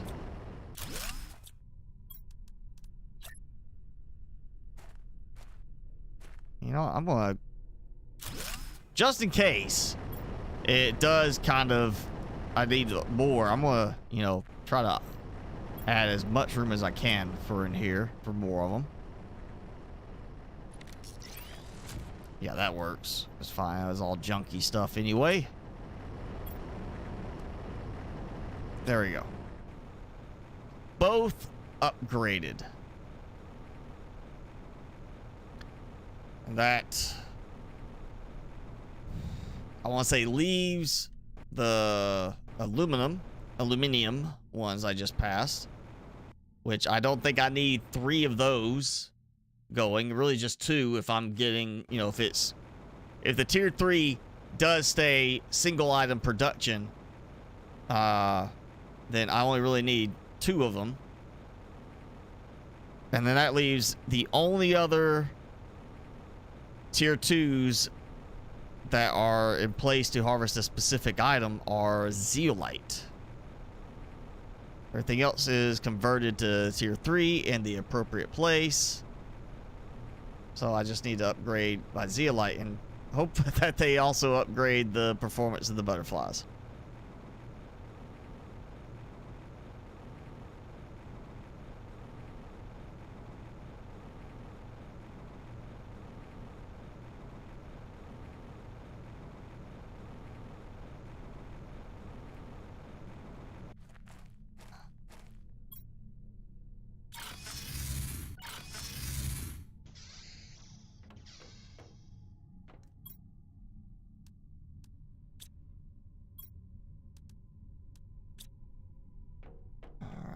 Let's go cobalt. Yep. Iron. I'll dump that stuff.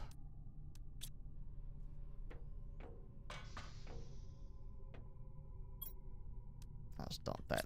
Oh, say I'm gonna dump that, but then I hit the button and it, you know, the lag causes it to not exactly trigger quick enough.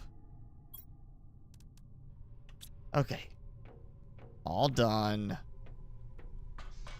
Now here it's raining. Yeah, I'm gonna go ahead and get some more. 1, 2, 3, 4. Wait, no, I need 1. Yeah, just a short 1. I miscounted.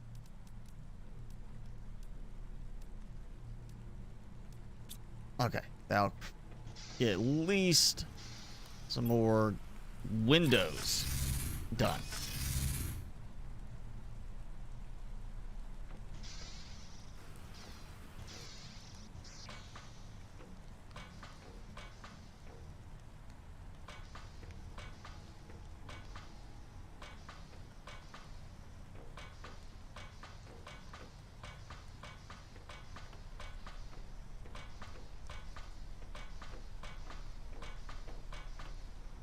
Okay, now time to possibly, this might get me all the way to the end of the current floor setup.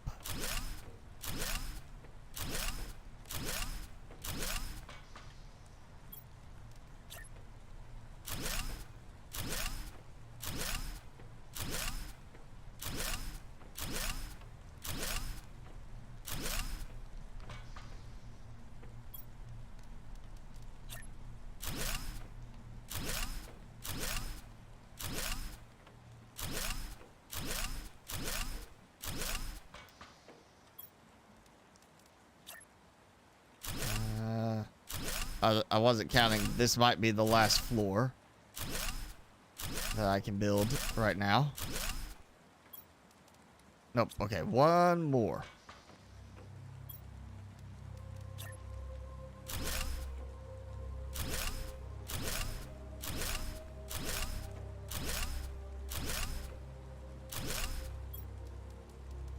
Yep, done. And let's see how many I'm short.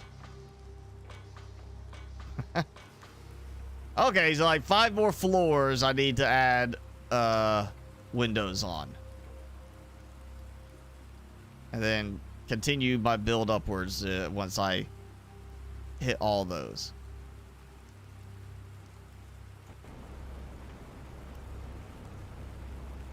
I want like a can't remember what it is in it's like an option in, I want to say Minecraft has like a little bounce thing. And I know Grounded was the bounce web.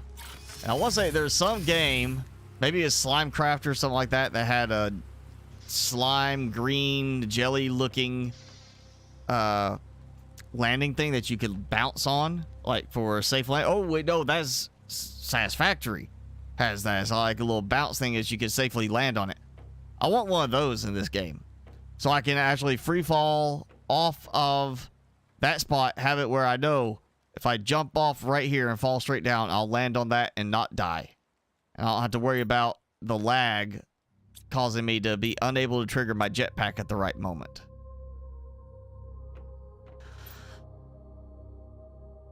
Oh, yeah, I am about to break 1 million on there. As soon as I, well, let's check my pulsar quartz production. Yeah, okay. And let's say I'm still hopeful. Don't know if this is gonna work this way. We'll find out next time, but I gotta remember to check and see if there is a way to assign like where it's supposed to be all inventories to have the oxygen capsules brought here to recycling or to the shredder, as well as honey I'll have honey go to where I need it, but I also want to have any excess brought there to kind of cut down, because I produce way too much honey. Oh.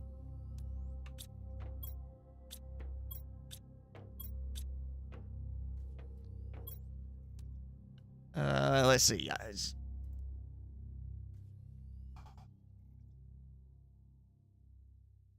So I get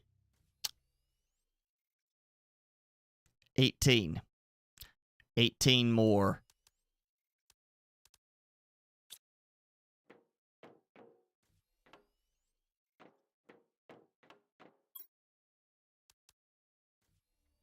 Yeah, so that's 90. That'll get me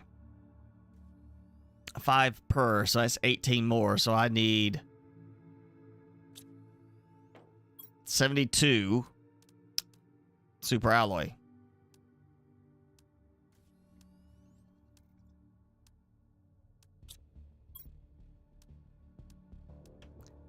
All right, that empties that out. Oh, let's see what this gets me to on my power. S-bots, I might be hitting 1 million right now. Catching up to you.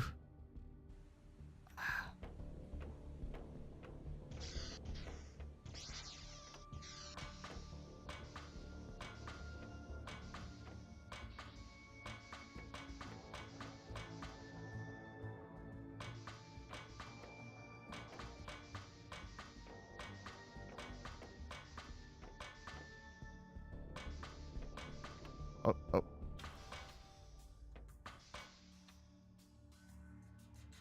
Okay, got those. So, all right, here we go.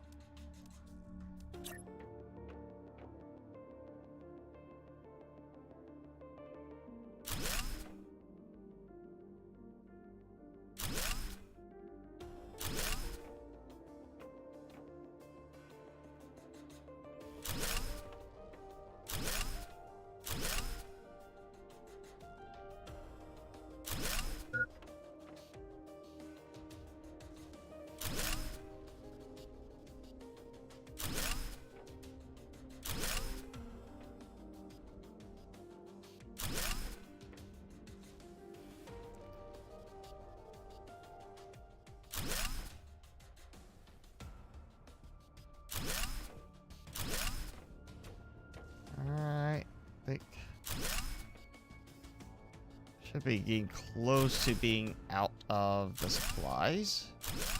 There we go. Okay. I'll just go the rest of the way up because it's closer than going back down to the bottom.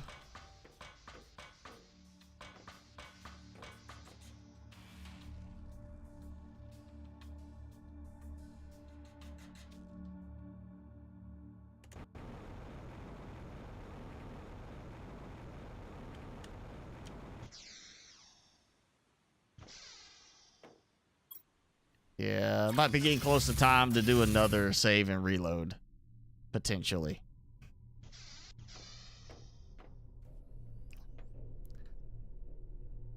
Okay, I need, I guess, 2 more tier 3s. Because in the end, whatever I just don't rebuild after I dismantle them, it's just the supplies.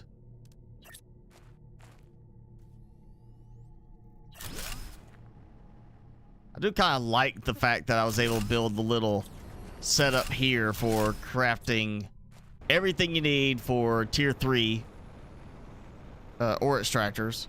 So you just, you know, using the craft from containers mod, you could just craft like I do. Even without that, you could just go and be like, I need this much, this much, this much. It's all right there. I'm kind of wondering how the new update's going to affect that, if I'll be able to do even close to similar.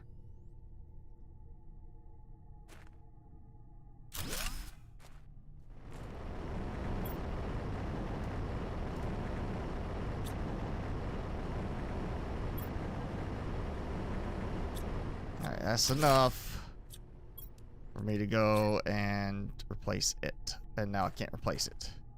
Of course I can't replace it. Why can I not replace it?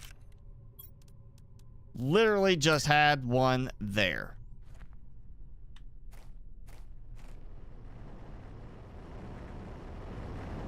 Oh. Because a stupid larva spawned on it. That stayed floating in midair because of, you know, physics.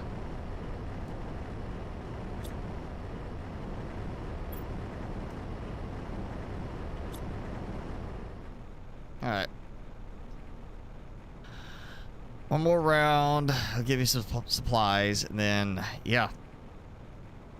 I mean, I guess technically I don't have to worry about that, you know, too much, because once the drones hit, they'll be going out and gathering supplies anyway.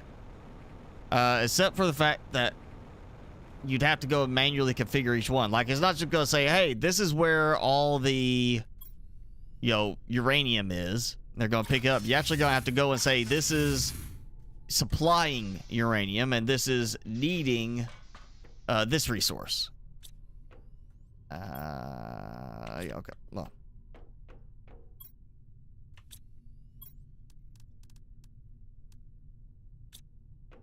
So yeah, I'll have to go to all the spots anyway. That's gotta be the one thing, is once that's all set up, I'll have to go to every single resource production spot and say, hey, you need to ship this out. So it'll actually send stuff where I need it to go. And then, again, I'm assuming, I mean, at least on the remote stuff, the drones probably go pick it all up, come back. It comes down to the lockers like this. Is it going to be affected by them being inside? Is there something I'll have to do to connect them? I get the image showed like they go by the little drone control area. So is it going to be, you have to have that as a drop-off point, or they just have to go by there for processing like orders? There's so many different ways it could be done. So I guess we'll just, again, wait and see what happens. I'm assuming Monday's when they'll drop, maybe Tuesday. And we'll have that to do a full checkout next week. And that gives me, oh yeah, let me grab, I know I've got them. Got some over here.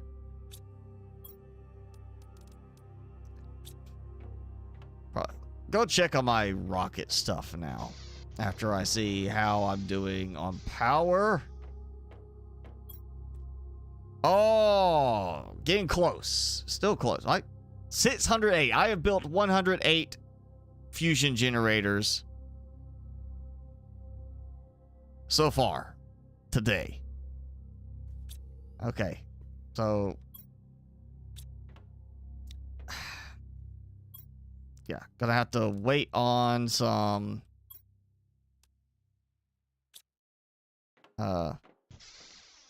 super alloy to produce.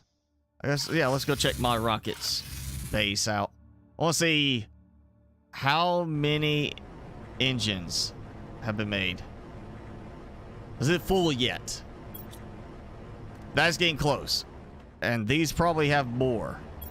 Yes, they are full. So, out of room, stockpiling stuff to keep making rocket engines. This is probably sitting here, doesn't have enough because of, well, the larva and the algae situation. Also, not enough bees being produced, I'm sure. Oh, look at that. That's full, which is fine.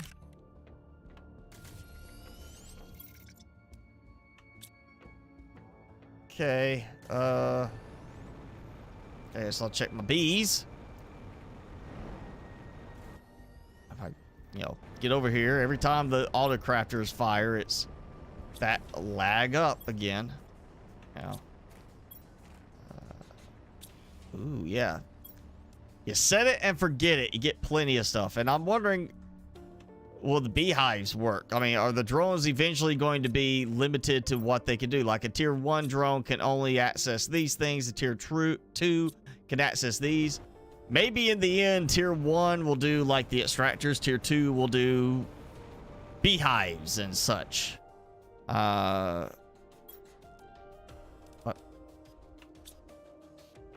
I'm assuming it said any inventory except your backpack and your gear will have the option for send and receive. So I'm assuming, yes, that means even going to the shredder and beehives and such as that will allow for that sort of usage.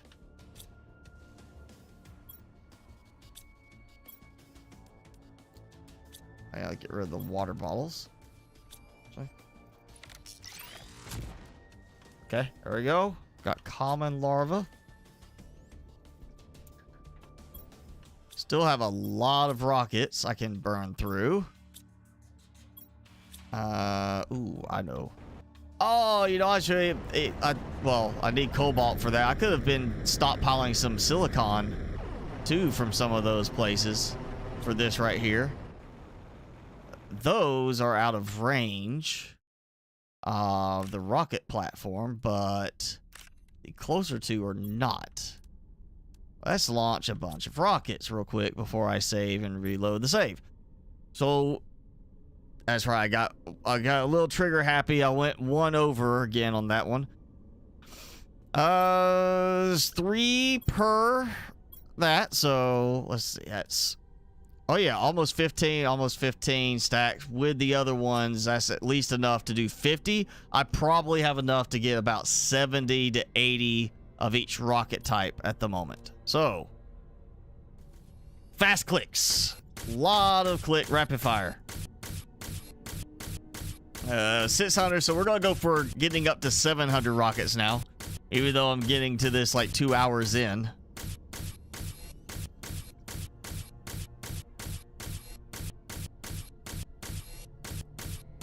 Okay, I'll go ahead and swap this. I really should just probably let them go until I run out of the cobalt and silicon, as I doubt I have enough to do 100 on each.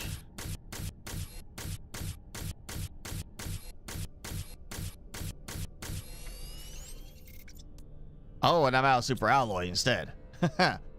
Okay. All right, 40. I did 50 exactly on the attraction, and I did 42 magnetic before running out of super alloy.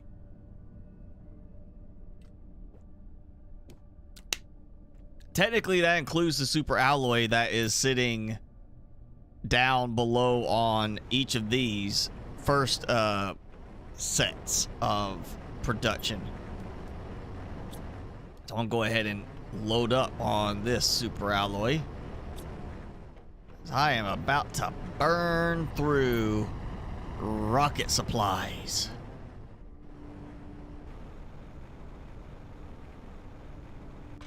So what happens? I just gotta distract myself, go do other stuff, you know, for a while. You know, work on other things like I was, and then come back and, hey, look, you know, launch 200 rockets like it's nothing.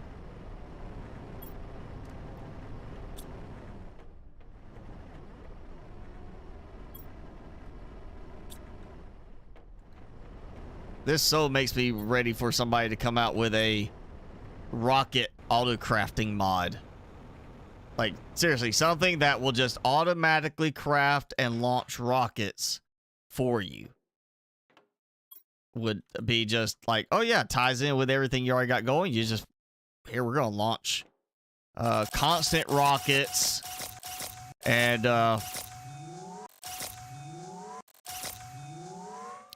you don't even have to worry about like the production. Just all the stuff's producing automatically with auto-crafters, and it's just, oh hey, I got enough for this rocket, I'm gonna do this.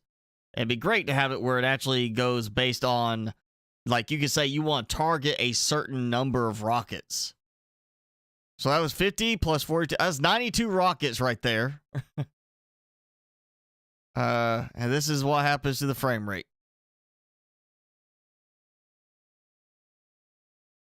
Oh, we got a ton of bees, so I can launch a bunch of insect rockets. Should have all the stuff for the seed spreaders. Should be, well, seed spreaders might be a problem because of tree bark. I haven't been over here collecting tree bark. I've got so many rockets, it's not even making a sound anymore for the rockets. It's just like, I give up. Oh, save. Look at that. My frame rate is increasing. Maybe. Yeah, look. Look how much it stutters. Look at the blinky light. And then I do this. And it's jittering. I wonder if it actually is like letting it process. We're gonna look. No, it's literally pausing. Okay. Well. Okay.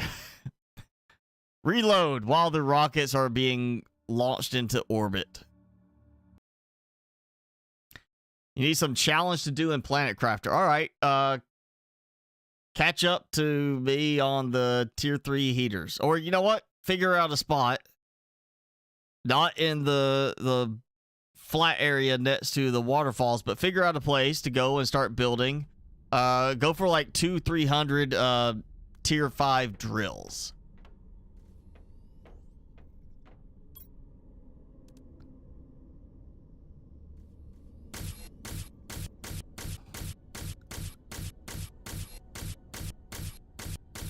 This should probably run out of silicon before I actually get enough made.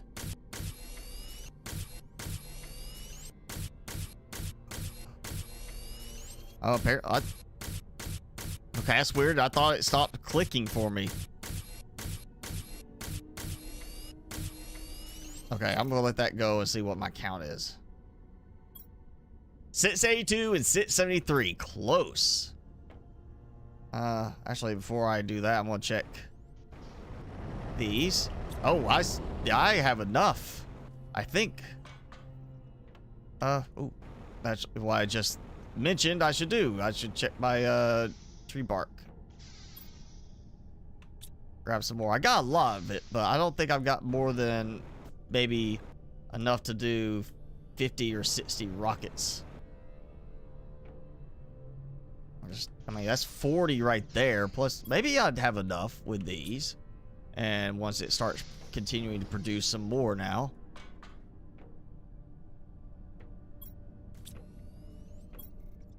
Oh, yeah. Wow. Okay. I got a lot more than I thought.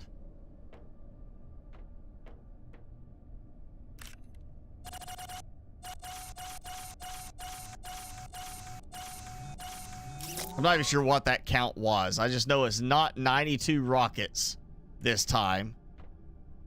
So I actually have at least some ability to kind of move.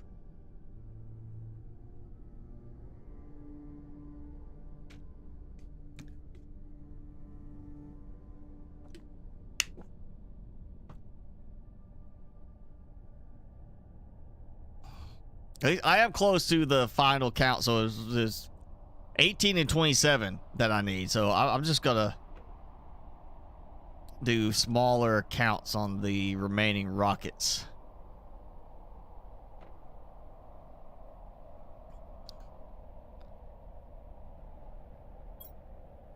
So yeah, I need 27 and 18.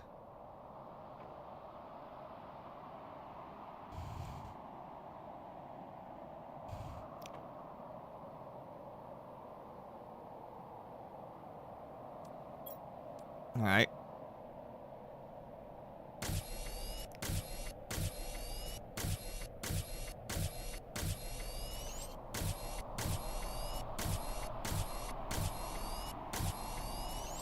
I want to see how many actually triggered on that. Because I was clicking a lot faster than it was reacting. Oh, yeah, well, let's see. It was 27, so it was 673. I clicked 20 times and it only triggered for 13 rockets. Yeah.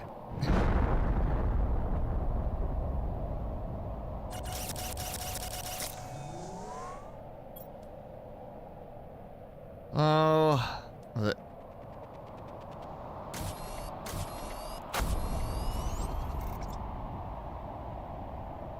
What? Oh, short cobalt.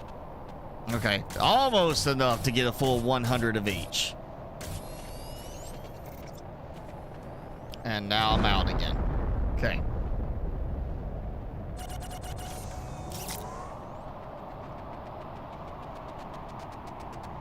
That leaves me at 11 and 9. I need 20 more rockets.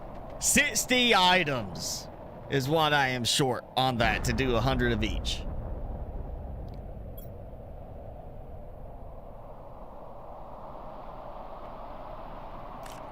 And, you know, before I go any crazier with this, I'll make sure I get my drink.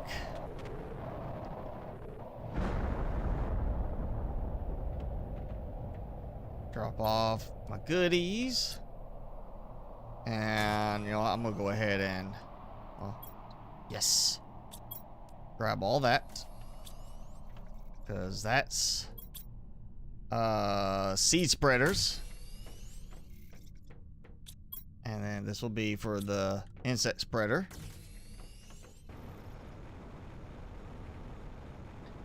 You know, I'm just gonna go all in ham on this. I'm gonna see how much I could pump out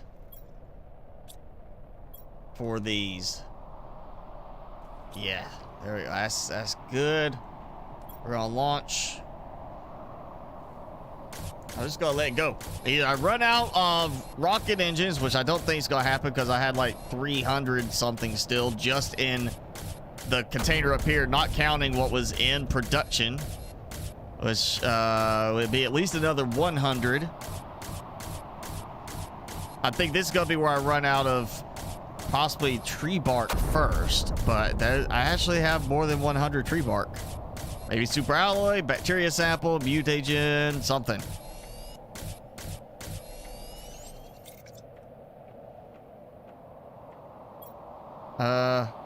All right, that was 69 rockets. Let's see how my count is. Look at that. Oh yeah, still fine. I might not have enough for the full 100 on that for those, but I got enough tree bark.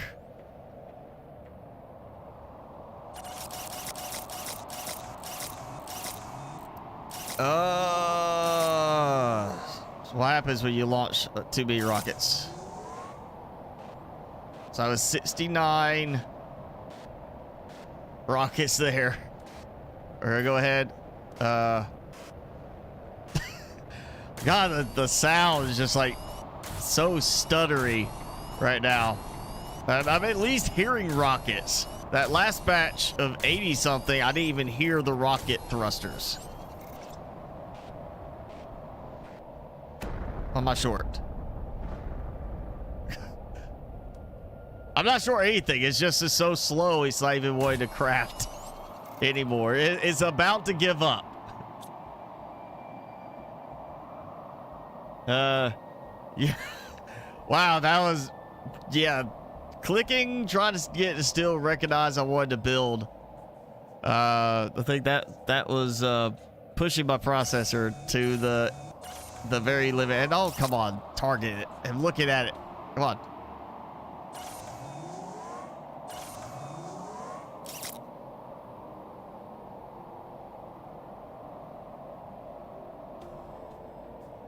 I can't tell if I'm actually like out of rockets or not. At least these do not lag things up once they get done launching.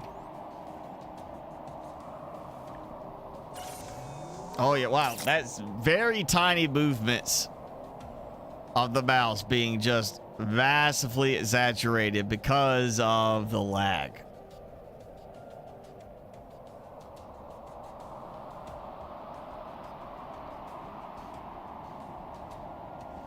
Okay, maybe that's it. Bill, what are you talking about? Are you talking about the rockets or are you talking about like my production setup?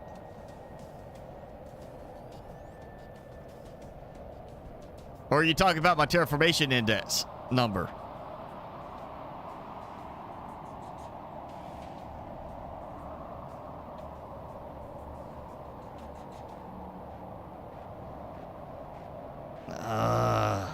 Oh, There's another batch going off that way. Yeah, I'm just gonna sit. I'm gonna have a drink. Wait for the lag to let up.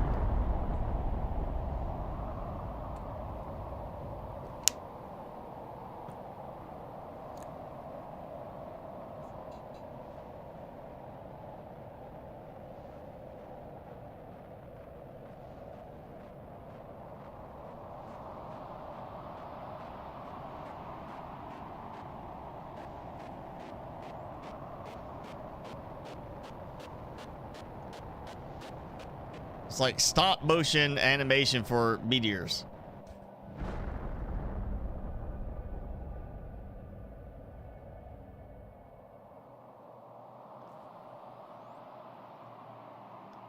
Oh, I think it's letting up a little bit. It's not quite so bad. I can move somewhat reasonably. 881. All right, so I need 19 more sea spreaders. It's not bad. I'm waiting on some silicon and cobalt for those. And it comes down to the stupid insect ones, which will really lag it up. So, so I need how many? 19 sea spreaders. Okay, that's reasonable.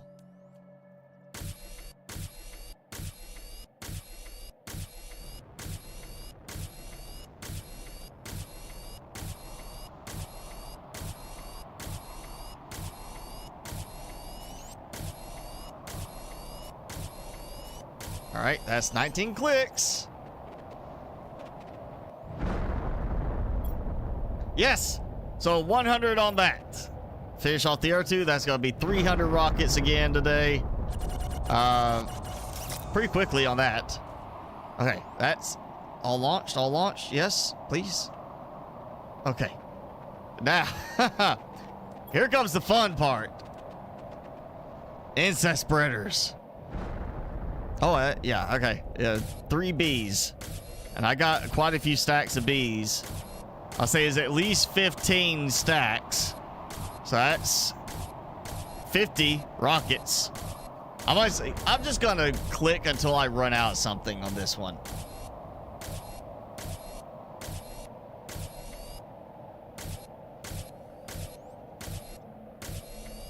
Because the worst part is the leading up to launch.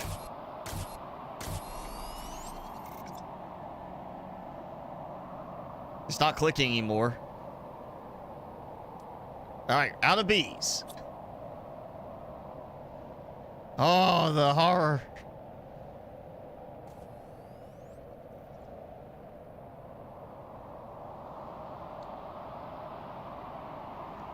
I'm just gonna start.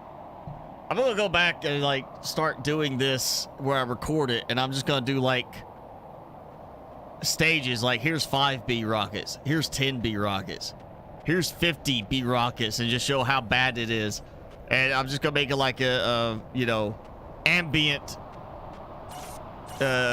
music video.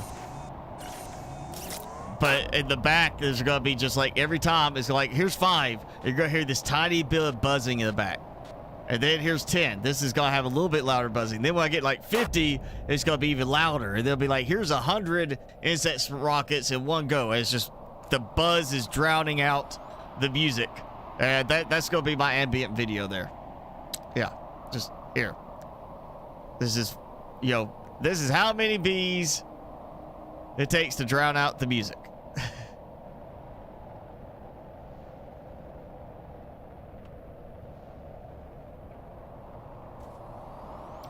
Okay. Eventually I will get myself oriented back in a movable direction. There we go. Okay. Let's see how much. I got 42. I only had enough bees for 42 insect spreaders. All right, so if I get 8 more, 24 bees, that'll be good today. I'll be 50 there and then 300 between those. So I'll be 350 rockets today. And I think it's a good time to save and reload the save. Honestly, that puts me at 9 800 for the sea spreaders, so I'm about to hit that 1,000 mark on those at spots. Well, finally hit the 1,000 mark on one rocket type. And then I could, well, I guess once we retool everything with the drones and all that, I could have it going where there'll be storage over here for silicon and cobalt to do more of those rockets. Yeah. And you can see my tower of smoke in the distance, which is, I want to see how high it will go. I wonder if I keep building up to here, if I'll get like just this big column of smoke going way up into the sky. All right, insect spreader rockets, waiting on some other supplies. Oh, look at that. Still a good amount of super alloy, at least. Okay, that's cleared out. Ooh, yeah, look at how much that cleared out. Oh, yeah. Bam. Okay. The insect spreaders are good. I'm going to give it a moment to let that keep producing.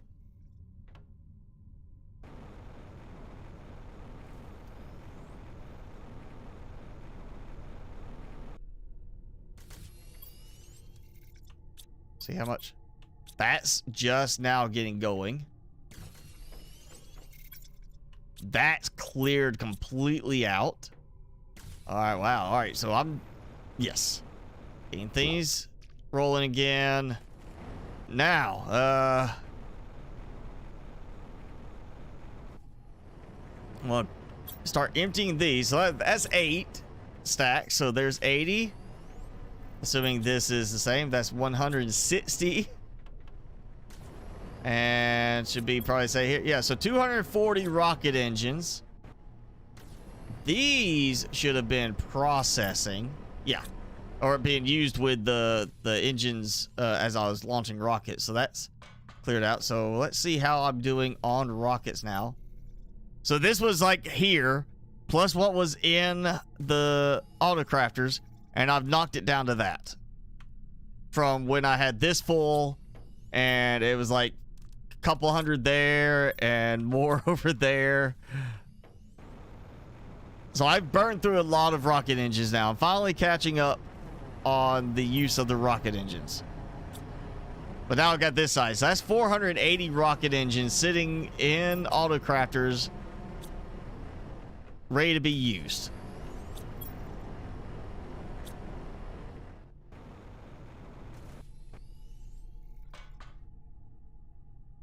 And just non-stop hearing the autocrafters going. So I need 11 and 9.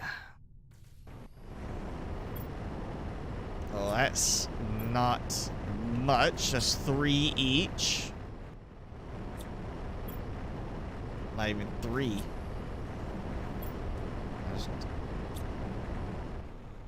Yeah, so not quite enough yet to do much. Let's see, that's 5 and 5. So I could do 5 of the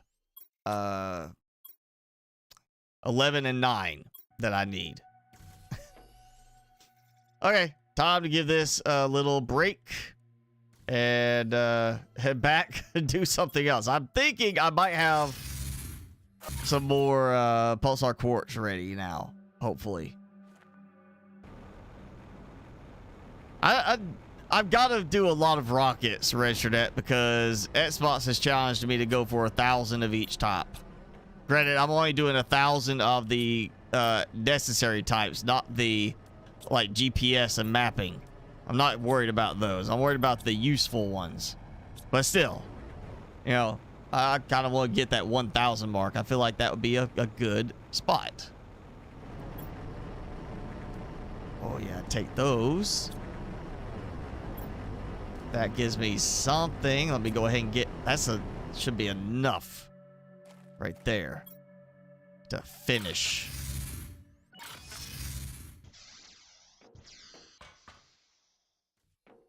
That will be at least one nice thing with the drones. I will have to go collect stuff. I'll just sit back and relax for a bit while they handle everything.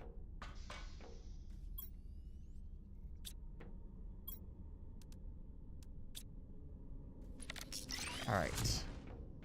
There we go. Gonna finish up those 2 rocket sets. So that's gonna give me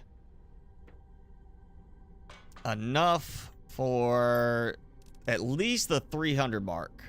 I'll be at 300 and change, 342. I'll need 8 more. So a bunch of insects, bunch of bees. That's really 24 bees. That's not a lot. Let's see if I can actually get that now. Most likely, no, I'm not looking too good right now on the count of bees.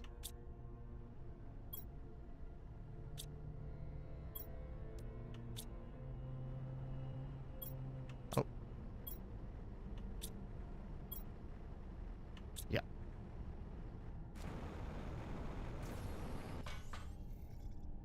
Let's see what was. I got, out of all those, 10 bees. That's all I had in there, 10 bees. Okay, so.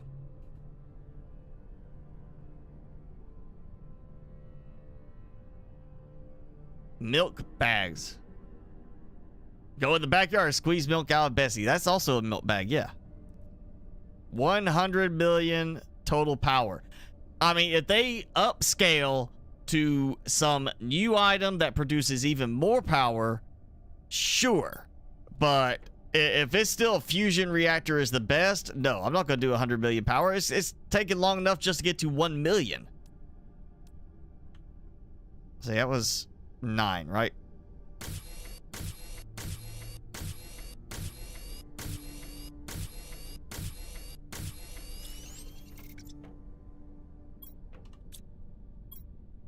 Yes. All right. So there we go. So I'm going to need 11 of the others. Launch these. So that's 1, 2, 3.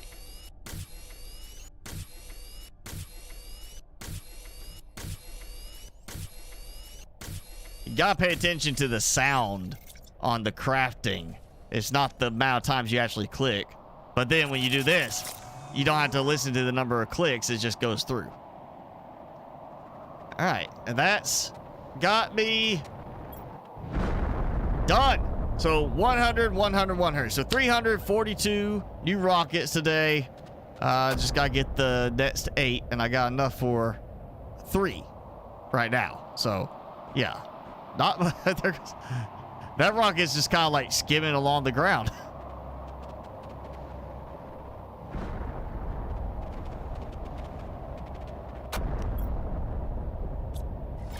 Oh, let's see what time. Oh yeah, I've got time. I can get to that remaining 8. I think if the beehives are friendly towards me today. Oh, you know what? I know what I'm going to do because I know what will happen if I don't do this.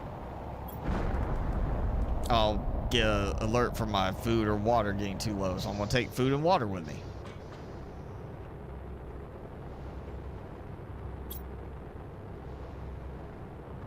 Yeah. But I say if I can get it to open.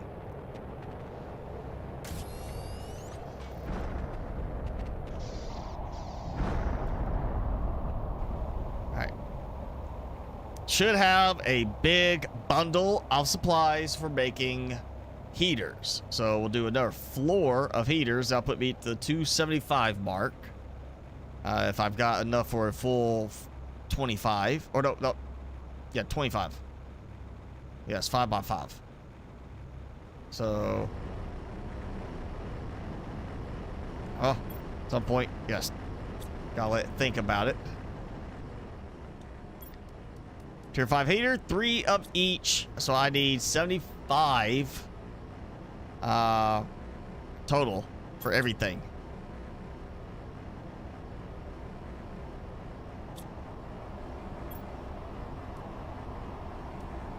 Yeah. Right, I mean, yeah, 3 of each, 75 total. And I may still not have enough. I don't have enough.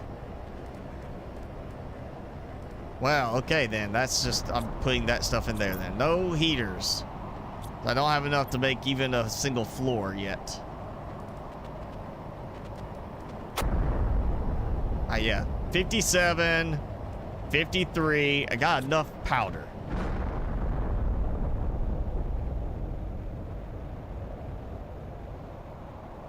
Let's see. You know, I don't have a setup anymore for super alloy production or super alloy rods. Get so much fertilizer from beehives and mutagen. I'm talking about like using the beehives to produce bees and recycling them into the supplies for that. Because I mean, I've already got plenty of fertilizer and mutagen being produced in like multiple places. I mean, the rocket setup is producing its own independent of what I got for everything else.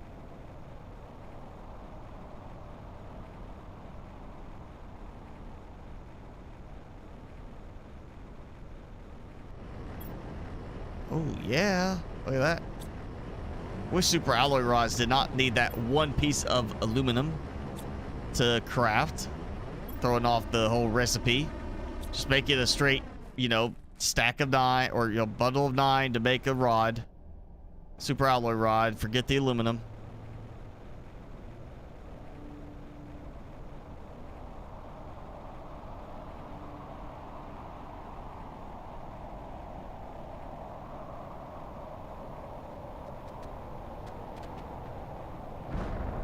I'm about to hit 1.15 PTI.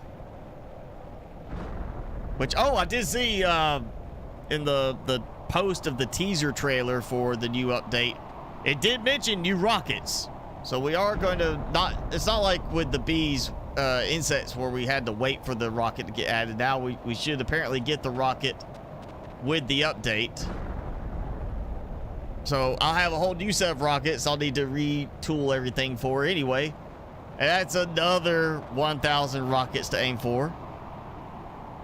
I'm assuming it's going to be like just a fish rocket. Like there's the insect rocket, which is, you know, all insects. So there'll be like a fish rocket for all fish. I guess I'm assuming they won't be outside of the rocket swimming in the air. It'll be kind of like what the insect rocket should be. It'll be everything is inside like a bowl. A big sphere, I would think. Oh yeah, catching back up with that. That's gonna need that for rockets. Let's check my super alloy again. And if I got enough, we'll get some more. Let's see, I'm maxed out again. 10, that's 8, that's 16 stacks. I need 15 to do another 30. So that's perfect. Do another 30 fusion generators, which put me at, not sure how I got to the 608. I was at 500, and I guess I had to cut some. No, I thought I did 30 every time. So maybe I had an extra count or something like that. I don't know.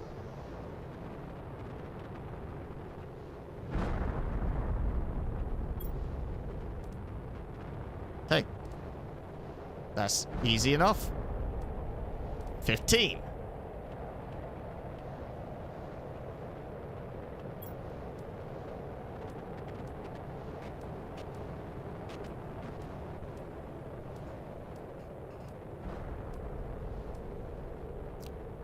There you go. That's that. So now I don't think I am going to have a problem with it, but you know what? I'm going to grab a stack of each. Actually, oh, no. There's 8 per floor. I'm just gonna do 1 floor's worth. That way, at least I'll have enough to cover for the 1 floor if I am going above where I've got those built. And this should give me enough time to get this done. Check on my butterflies. See how my butterflies are doing. 8 more gold. Bunch of those. I'll take care of that when I come back down. And then might be a good time to save and reload so I can get rid of the storms.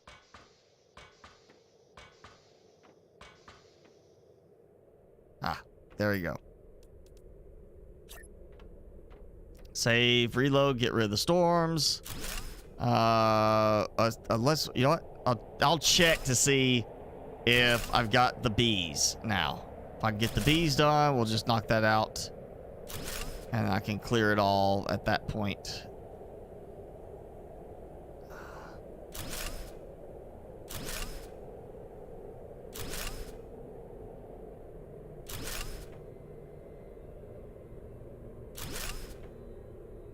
Cool.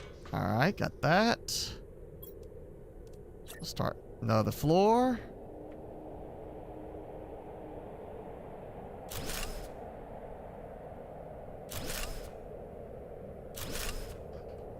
You know, once I get to a certain point, I may actually take down the structure I have back at my base.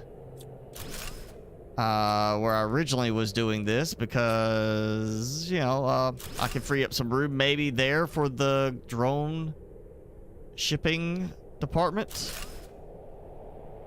Might be worth it. Do that, so depending on how the integration works with your storage.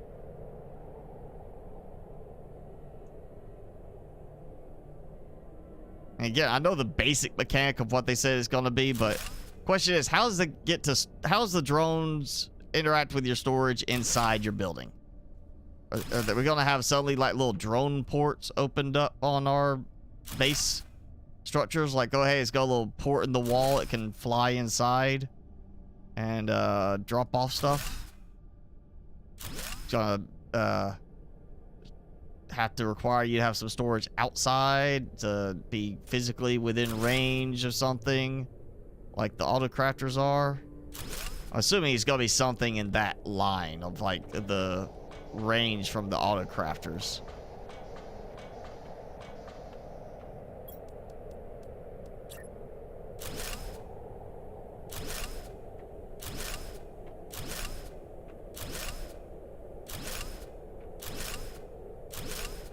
There we go. Okay.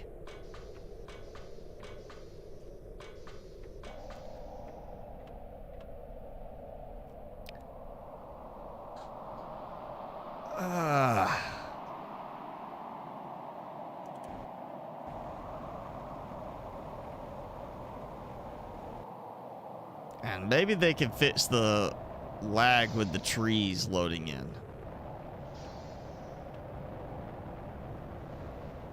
Oh. And, you know what? Before I save and reload, let's do something I haven't done yet. I mean, I know how bad it is here. Like, because I can see where they're spawning in. But I want to see how bad it is if I am that far up in the air above where the asteroids normally spawn. I want to see, do they launch upwards at me? I don't hear they're launching in sideways. And I kind of want to do that before I leave from here. I'll go back up top. I want to see if they start spawning in and just come upwards towards me. Like, have I built high enough that I have reversed the gravitational pull of on the meteors? Have I done something that lets it look like I'm declaring war against the neighboring planet?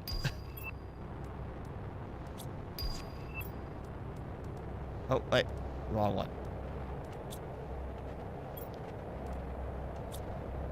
Yeah, we're going back up. I want to see this. I want to declare my status as an interplanetary warlord. This is my planet, and I want to be ready to defend it.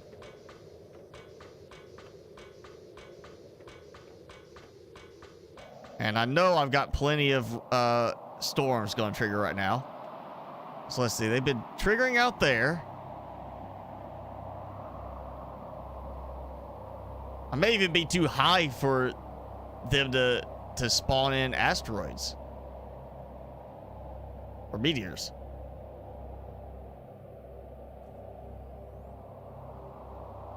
Oh, I want to see it, though. I want to see if I can get something to come at me.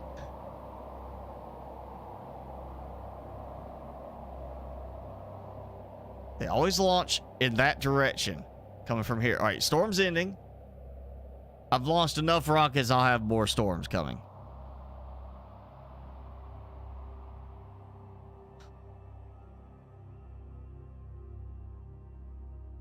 Funny, I can see all the way out there, but when I go here, it does that hard cut.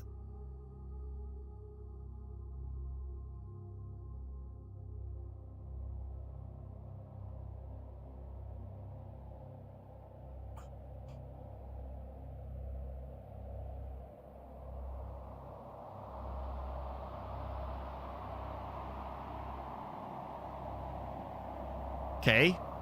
Fresh storm. Should have meteors going. Oh.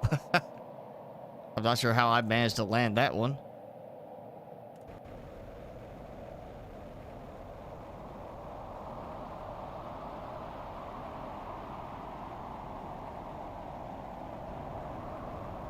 Oh, there is. All right, so wherever that spot was that it just let me sink down and kind of sit there without falling through, there's like a plane. Yeah, look at that. Boom. And that was pretty much almost straight at me. It was when I dropped below this spot that it triggered. So I saw that 452 height.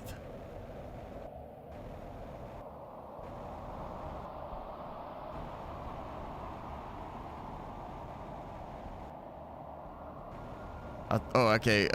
Too late. The storm's ending.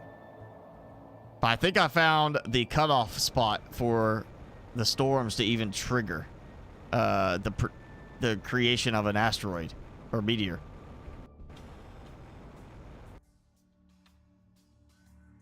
Yeah, I was all right. So 459. I'm a little taller.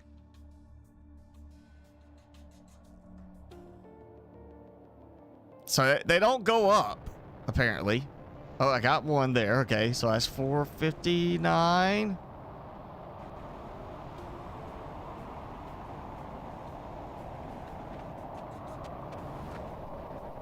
Okay, 471. And I don't hear any of them. I should be hearing one. Yep, there it goes, right there. So it's about 460 meters high. They cut off. If you go above that, the meteors don't spawn anymore. Even though you got a storm active.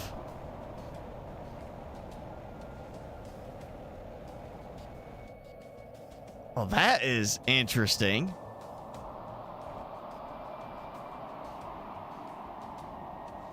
Yeah, it looks like there's a hard cutoff at 460 meters high.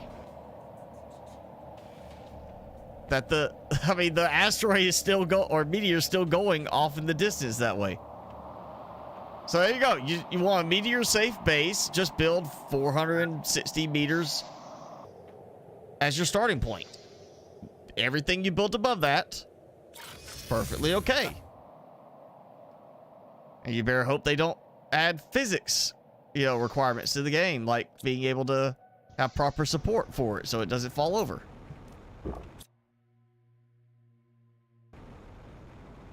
Now, I love how stuff's hitting over here while I was gone.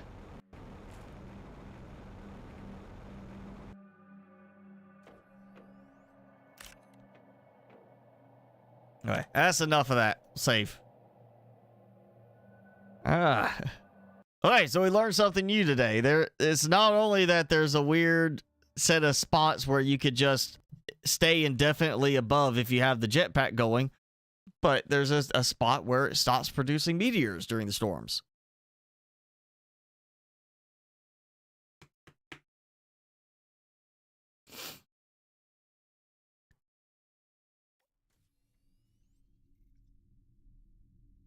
All right, go on. Think about it. Yep, there it goes. I love how the smoke is automatically just rendered in right at the beginning.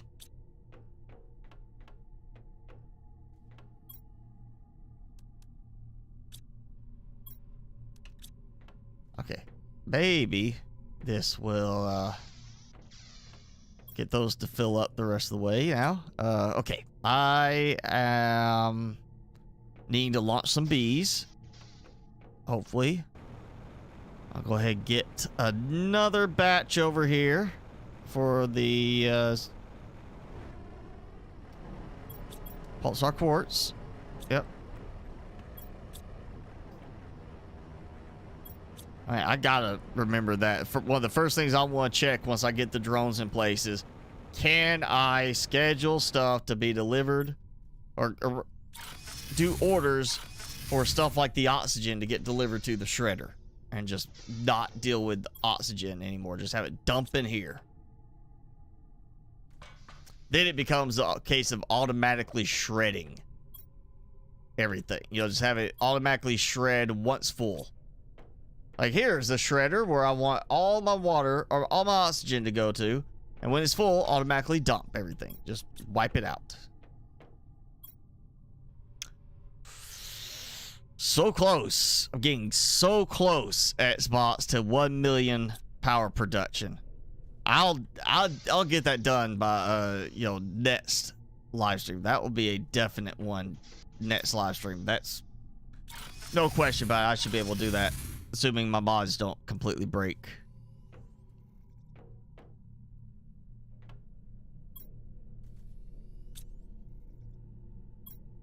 At 9. 15. I think that's all I needed, really. Oh yeah, I've got enough. We got the bees to wrap this up. 350 rockets even today.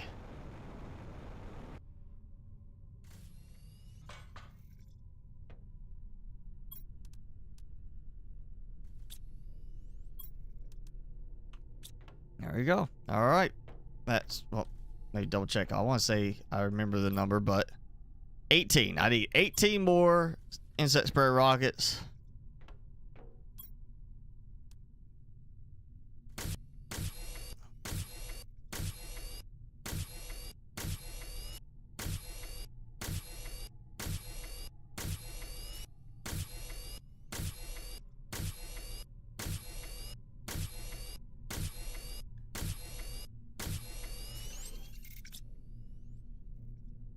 Okay. The bees. Again. At least it's only 18 this time. It's not that bad on the performance. So, there you go. That's, if I didn't misclick, miscount, that should be there 50. Yes. Oh, I went above. I counted too many. I did. Oh, I was supposed to do 8 and I did 18. I was supposed to do 8 and I did 18. Oh well, I'll finish it off next time. That's 360 rockets launched today. I think that's still a good win right there. 360 rockets. Just today, I am up to the last 100 sea spreader rockets. That will be no problem, assuming no major mod breaking issues with the update. 300 more heat and pressure rockets. That's going to be 1,000 of each. And we should have a new rocket for fish next time, which means this screen is going to get adjusted. And look at, it's almost a snowball right there.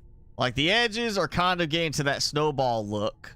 And this is what's killing my frame rate the most, is letting that sit open for too long.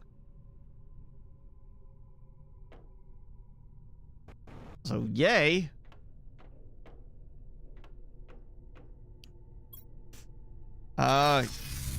Okay, we got like 15 minutes left. I don't think I'm gonna have enough over there to do really anything on the to be able to get the next floor of 25 heaters done. So if my game completely breaks, which I'm hoping it doesn't, still I've managed to get 250 heater tier 5s. I had 126 tier 3 ore extractors, which, let's see, that's 8.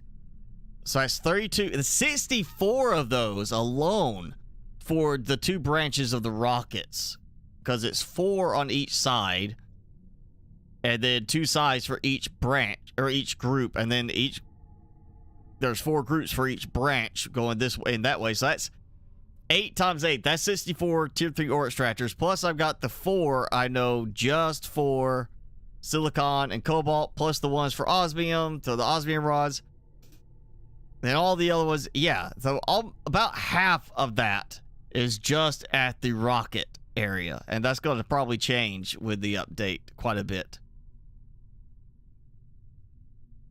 S-Bots, if you find a good spot for 300 tier 5 drills, I want to know where it is, because I do need to add some more. I've got all the supplies to make them, I just haven't been making them.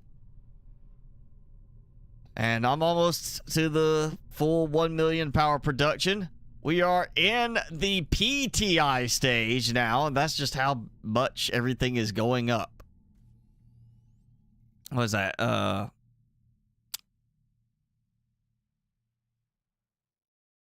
Hang on, let me get in closer. The numbers kind of bleeding together.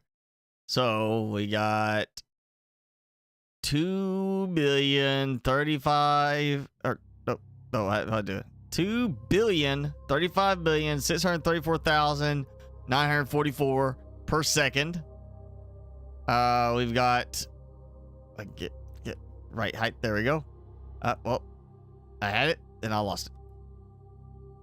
All right, just go from here. 8,213,000. Wait, no, 8,213,817,344 per second on the heat, and then we have, let's see, 15,121,666,928 per second on oxygen. And of course, biomass doesn't look as impressive, but we're at 6. Is that four?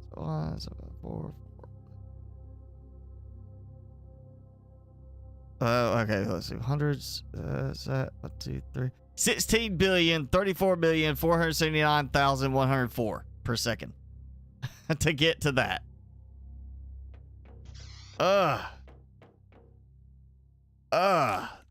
So I'm glad they actually like compressed the numbers down. At least, whoa. What the? I fell through. I walked and fell through my floor. I knew I was walking fast, as I was gonna try and get some food. I walked and fell through the floor. That's a new one.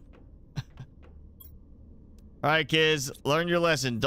It's like, don't run by the pool. This is, don't run too fast through this part of the base. Oh, I forgot. I go get some food. You know, I wonder if I'm getting any lag from the multi-stacked eggplants and such here. Like, I mean, look at the stack on that. I don't even know how many I might get. Let's try one. Because it's just like every time I load the game, I think it starts growing again.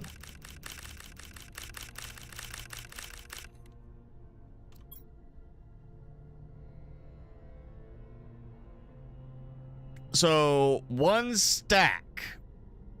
And that's not like, remember, that's 10 right there. That would be that plus that. That's 102 squash inside a single grower. Because I think it does actually start growing them again every time I load the game. Which means all of these are probably be about the same. Like, oh, and I just fell through again. It's stupid glass floors. Apparently I found a buggy spot here where I just randomly fall. And it just started. It's punishment for too many rockets launched. Too many rockets. And now I'm falling through the floor. How do I do what? Fall through the floor? I don't know. Spaceship by the super alloy at Indium all around won't have anything next update. Oh, okay. Now that was me hitting my fly mode key. That by accident instead of hitting escape. But the other ones would be just falling through. I'm not sure how that worked. I got stuck in here. Alright, so you're saying basically where I've already been trying to build these. I'm thinking that's not going to have anything. Because that's already kind of fleshed out. It might just get where trees and such start to grow there. But it's also kind of part of the desert. Right here. I'll wait and see how the drones act. And if I don't have to worry about going out this way anymore, I might just, start building down through here and kind of along that edge through here on the drills. So I've got, look, one drill is spinning and the others are not. And it's not even the one closest to me, technically. I would think that's closer to me. Apparently, for some reason, that one counts closer. You know what? We're gonna do it. No, I did not stack the seeds. It's either... I mean, it could be something from the stacking mod Xbox, maybe causing a little bugginess there, but I want to say it was doing that before the stacking mod. That is just some bug. You put the seed in there, and it just... for some reason, randomly on, loading a save, will start growing an additional plant on top of it. I've had this happen before, even without the stacking mod. I remember now, I'd have like 5 or 6. You can see it visibly, and I just stopped bothering collecting them for quite a while because I haven't needed them. And apparently, this now is to the point that I had 102 produced on just that one, which means probably every single one of them has got 102 produced. But that's not something I intentionally did. That's a bug in the game that is causing... Again, it seems mostly when I'm reloading the game, maybe, but I don't know if that's just it. But it's something causing it to just randomly trigger like the produce has been collected and start making another plant.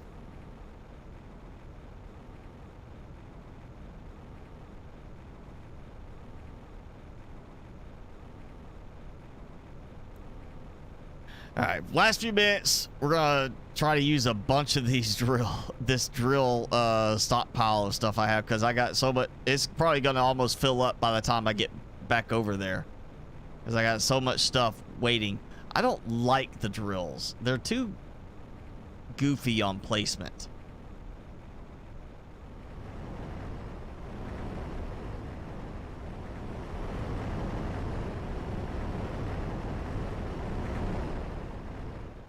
I think I'm just gonna keep building this way. This is actually manageable in terms of lining up on the terrain.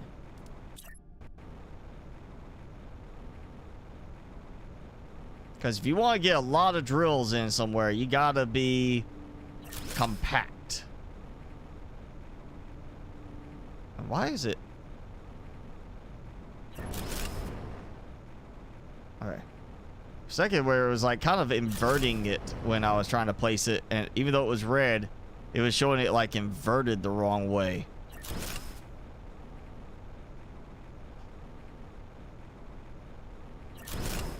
Yeah, and the size of the drills does not help with the placement at all.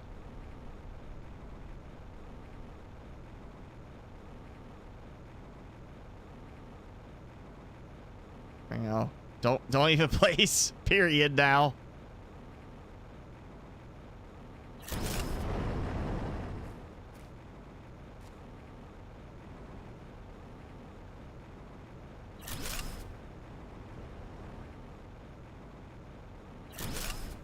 Yeah, I'm just gonna cram them in as much as I can.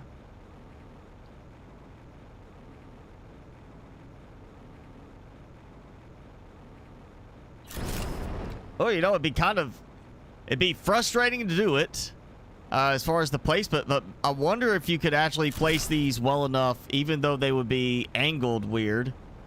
Place them in the crater along the walls and stack them all the way up the crater walls so that it's just this, you know, it's just completely lined with tier 5 drills all around.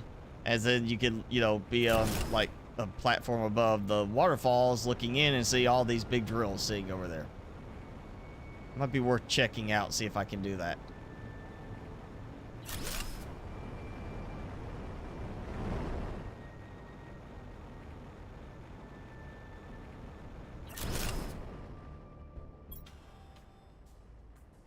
Still got plenty.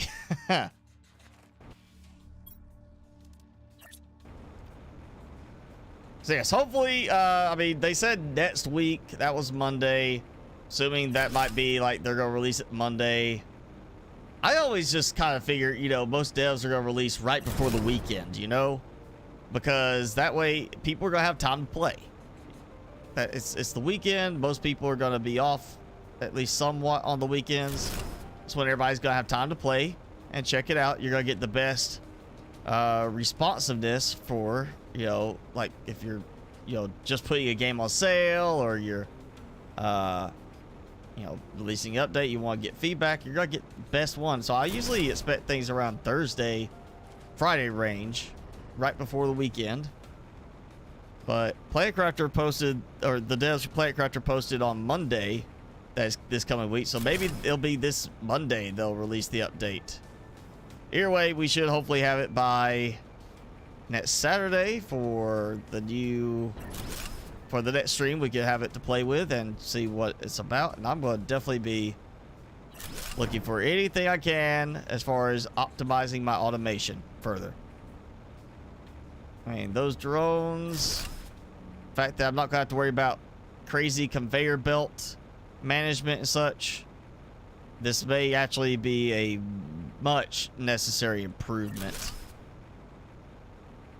to being able to not have to just stack things so close together for the auto crafters.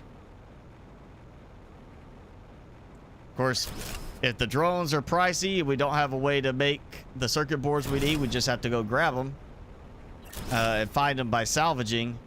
That's going to limit the number of drones, so it might limit production capabilities.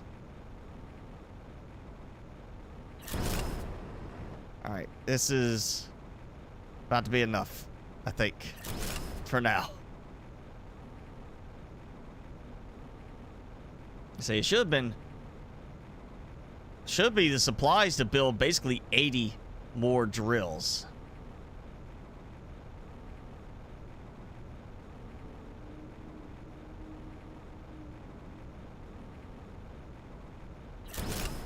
But I don't feel like sitting here trying to go and build 80 drills.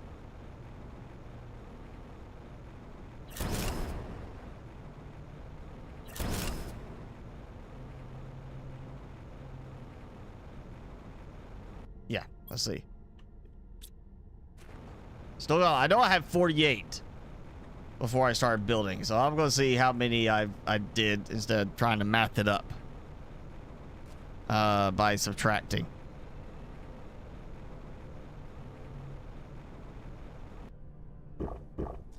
I just want to know one good area where it's relatively flat that I can go and build all of these. And if we could build on top of the, you know, cliffs, where it wasn't like, oh, here's the cliff and it's visibly there, but it's not there in terms of interaction. If you could actually be on top of it, like all these little spots here in the canyons with how I've built, if I could stand there and build on it, I would do that with the drills. I have drills just all around up here, but you can't. You fall through them. It's terrain that's there so you can see it, but not interact with it. If they change that, I'll have plenty of other places to put drills.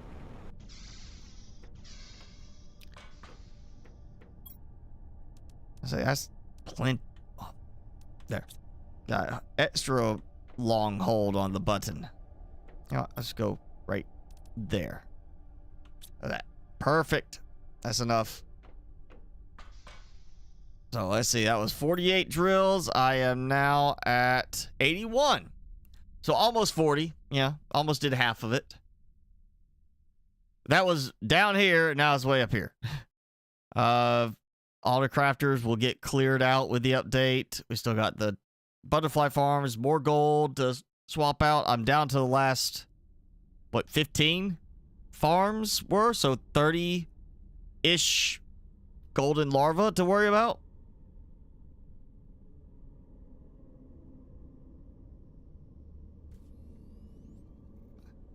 Yeah.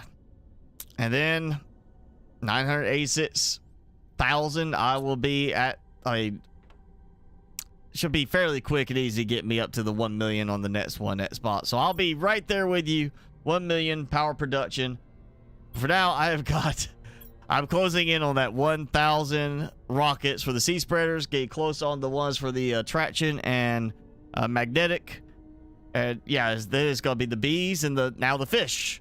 Whatever we get with the next update for that. It's still a lot of rockets to launch, but I'm getting there. And I think it kind of took a moment to close out there. So good time to give this a break and let it rest a bit. So yeah, that's it for now. Again, looking back at this, was it so if you haven't watched it, go watch the update teaser. But more than 10 species of fish, drone system, you know, move inventory from inventories of machines all across the planet. That says there should be anything blocking it as far as your construction of your bases where you have to put stuff outside or whatever. We have aquariums, obviously for fish, water life collector, obviously kind of like an algae thing for fish, rockets, which means for fish farm, the drone stations, mutagen tier 3, deconstruction chip tier 2, which is what we need for the circuit boards, and then new secrets and other things to discover, which means probably they're going to have some more golden crates, I would think. I don't think they have listed the exact number of golden crates on a couple of the recent updates where they added them. Because I'm seeing like different counts for what the golden crates are. And I'm going to have to do an updated video at some point for that as we get at the end of the year when we know some more, when we kind of get to the last part where maybe they're not going to add any more golden crates. But yeah, we're going to have a lot of stuff for the next one, assuming it does come out this week. And that's it should keep us pretty busy for at least a couple weeks. I think 2 weeks maybe I should have everything optimized and be back to the whole just working to launch rockets, you know, launch all the fishy rockets.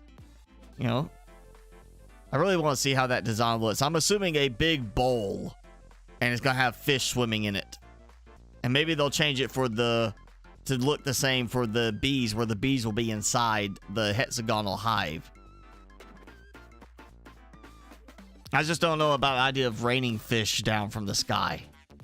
You know, you're going to spread fish by dropping them from orbit, letting them burn up on re-entry. Timmy, you awake? Why are you laying right there today? You want to be close to me? Normally he's way over here. or spread out that way. And now he's like, I'm gonna be right at the edge. I'm gonna hide. I'm gonna hide from everybody.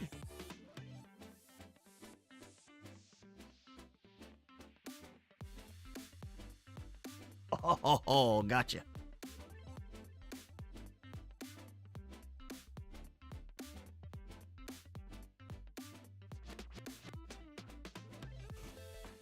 Look at the camera.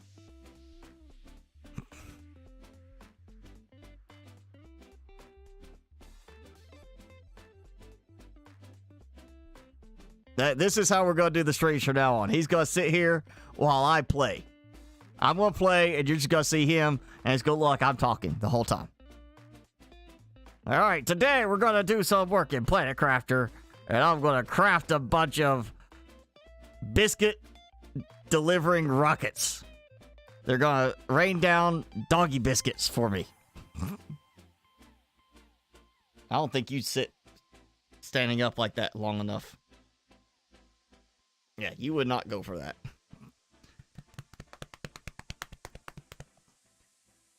Oh, thank you, Jason. Yeah, ow. We'll do this again next week. What kind of lights am I using? If you talk about the two main lights, they're the Elgato. The full-sized ones, not the little ones. They've got a little, like, smaller version that's cheaper, but these were before that came out, so it's just the Elgato key lights, I think is what they call them. And I went with that again because, you know, they're controlled. I could do it from my phone technically, but I got it where I can do it from my Steam Deck or Stream Deck.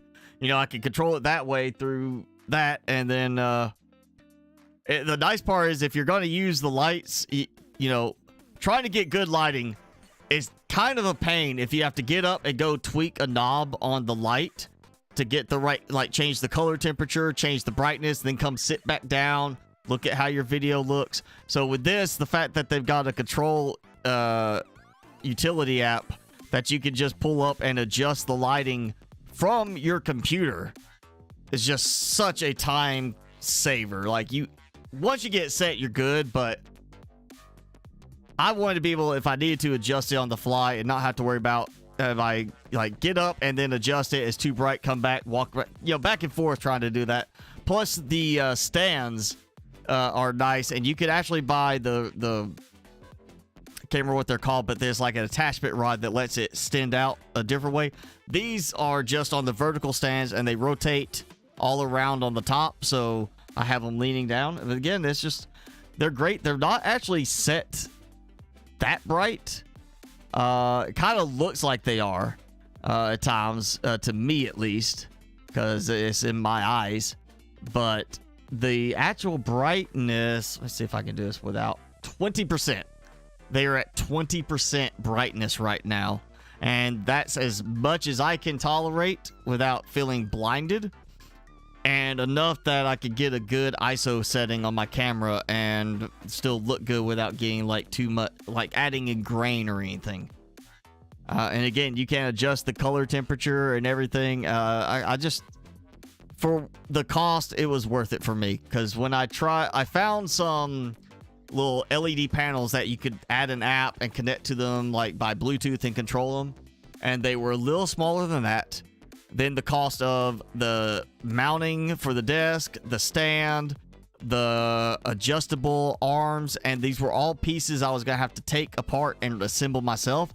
I was going to save like $50 per light. So it was worth it for me to go ahead and just spend the extra $50 per light to get these. And then the overhead one, which I finally found I needed to put some new batteries in, is simply just like a little LED.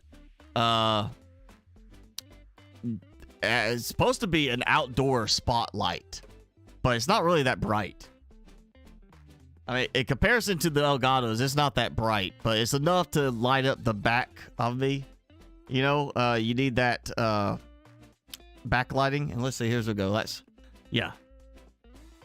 So with this, at least I can adjust the color scheme between it. And it's the part of You need this because it separates you from your backdrop and it makes you stand out more. Just look up the 3 light setup. That's really what everybody should have. Most cases is, you got your 2 main lights. You just need something behind you to give you that distinct separation from your backdrop. Unless you're going green screen, then you're going to cut yourself out anyway. You just need to make sure your green screen is evenly lit.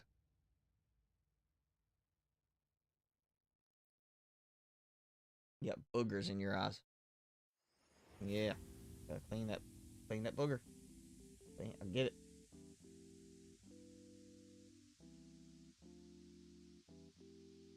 Look this way. Look that way, Timmy. Look. You're still visible. He's like, I'm gonna sit here. That's fine. Scratch the neck. Get that neck craned up. You're welcome, Felonious. I want to say, I think that is all at least up to date on my kit stuff, as far as what I use. I do need to go back through and update some stuff on it that I've swapped out. But yeah, again, if you want to go with cheaper ones, they do have basic ones for, like, a lot of companies started producing ones when the whole, work from home stuff was going. And you can get some cheap ones, but they're usually don't have very good fine-tuned controls. And as far as the diffusers, these have the actual panels themselves have diffusers in them, so it softens the light. Otherwise, you need like some kind of diffuser thing. Like my little LED portable lights I have a very light diffuser built in to the front of it. It's not great, but I have one LED panel light I was trying because it was recommended by a lot of YouTubers. It has no diffuser. You actually have to go and add like a diffuser to it. And the diffuser is going to help make the light not feel as harsh for you. That's one thing. So you can get a little bit brighter with it. But the main thing is it's going to make sure it spreads it out more evenly, so you don't have that look of like LEDs almost pinpointing at times, like where it's got like a little spot. It's going to make sure it's more evenly lit up on your face when you're doing it. And again, the Elgatos have built-in diffusers that work pretty well. Like, it's not looking at LEDs directly. You definitely want to use that. You could probably get away with, in some cases, you could go with like more of a light with an umbrella, like a photographer's light. And just basically where the light's aimed at the umbrella, and that's causing the light to reflect and diffuse from that. But, the cheap ones, you have no control over the brightness, and the ones that have control of the brightness get expensive. In some cases, a lot more expensive than the Elgatos do, and you're going to be buying an expensive stand to hold them up. It's not going to have like a clamp that can go on your desk. S-Bots, you are not paying your own taxes right now. Don't even try that. You are a dependent. Now, you telling somebody else to commit tax evasion is a different story. If you're trying to get somebody that's responsible for your taxes, then yeah, that's a problem.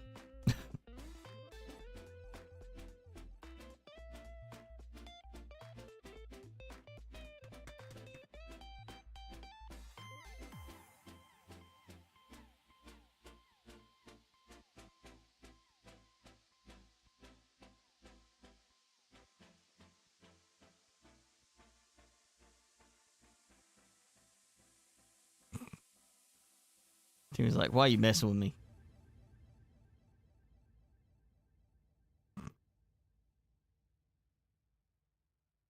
Timmy? Oh. Let's get you moved over here. You ready to go down? Yep, you are. There you go. Okay. Let me see. Yeah. Main thing, Felonious, or Jason, whoever, anybody that wants to go, do live streaming with your camera. The main thing is you got to have 2 lights in front of you if you do one, you're gonna have shadows. Like if I turn off one of these, you see it as shadow to me. And if you turn off the wrong one, it makes an effect. Now maybe you're going for that look, you know. Some people want that look, but you want at least to do the two lights in front of you so that you can evenly light your face, and then the key light behind you, which is the real thing, or well, the hair light, because you got to have that separation. Otherwise, you know, if you don't have the hair light, you know, you turn that off, it kind of lets you blend in with the background too much. Yeah, some people use, like, you know, you get just like I said, I got a little spotlight, you know, it's just something to cast light behind me that lets me separate from the background. Depending on your background setup, how you're going to do it. Green screen, you don't need to worry about that. You just need to have your green screen lit up evenly. And if you're going to do it with, like, you've got a lot of room behind you, then you can get more creative, like having some shelving and stuff like that, that creates that. But in the end, you still want, if you're going to do a distant background behind you, most the more professional ones are going to say you still want a hair light aimed in, so you have a light that actually aims at the back of you, and it's just a really soft light, but it's a light that's going to hit where your hair is, and it gives that separation from the background. That's really all it is.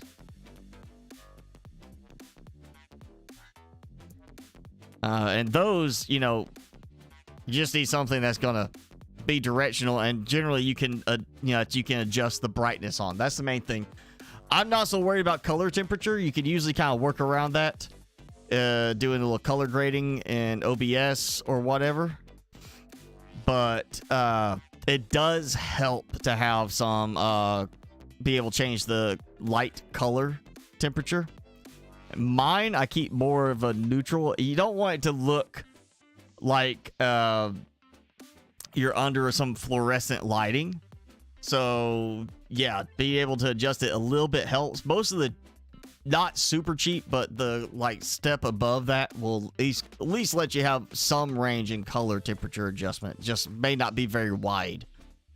And again, the diffuser, if you get LEDs, you know, you don't want to buy a custom fitted diffuser. Simple thing, get a thin piece of white paper and just fit it over the front of the light, and it'll diffuse through it, you know, well enough. Just not thick white paper, just plain thinner white paper, and it'll be a diffuser too. But some of the better lights will come with a diffuser you can attach to them. Either slip in, kind of like a gel, or it just snaps on with that. Again, it just comes down to your budget, what you want to do. I started off with some lights with umbrellas from a photography studio kit that I had gotten years before, and no way to adjust the brightness. Just had to kind of get used to the that being in front of my face, and kind of had to rotate them a different way, make them kind of bounce more off the wall. And it was so much more pleasant to be able to get these where I can turn the brightness way down on them than those. And I ended up, I swapped to one panel, which did not have a diffuser, but could adjust the brightness and color temperature. It was like $50. And then I got that little portable one, and then just finally, I was like, I want to get better ones, and I went with these. And totally has been worth it ever since. But again, you know, if you're just starting out, go with simple and then work your way up. You know, I would not go and buy like an aperture light, which some of those are $500-$600 for a single light. But there are plenty of YouTubers out there who use them. Not gaming ones necessarily, but plenty of other YouTubers that'll use them because they dig into the whole photography and videography lighting aspect. For live streaming, gaming videos, I would say this is the most you ever need to worry about. So, if that helped you out, good. You know, think I'm having some network drops again. Perfect timing too, because we're wrapping up. So yeah, Timmy, you ready to go out? Yeah, he is. So that's it. Jason, keep trying to get in touch with Jenny. You know, let us know what's going on if you hear something. And we'll do this again next week with hopefully the new update should be at least by then, I would think. That's going to be after end of February. They said end of February. We're going to hold them to that. So hopefully new update next week, playing with a lot of drones and fish. And we'll go from there. And again, I am pushing. I'm going to try to get 3 videos out this week. See if I could hold to 3 videos a week again. But we're back. We're now out to Sons of the Forest. So that'll be coming Monday. And hopefully everybody will like the series. Hopefully we enjoy what we get to do while it's still in technically early access for a little bit. And then, you know, we'll have some point later this year, full release, and we'll do it again. But yeah, that's it. Thanks. Have a good rest of your Saturday. Good rest of your weekend. Good week. Stay safe. Stay healthy. And we'll see you next week.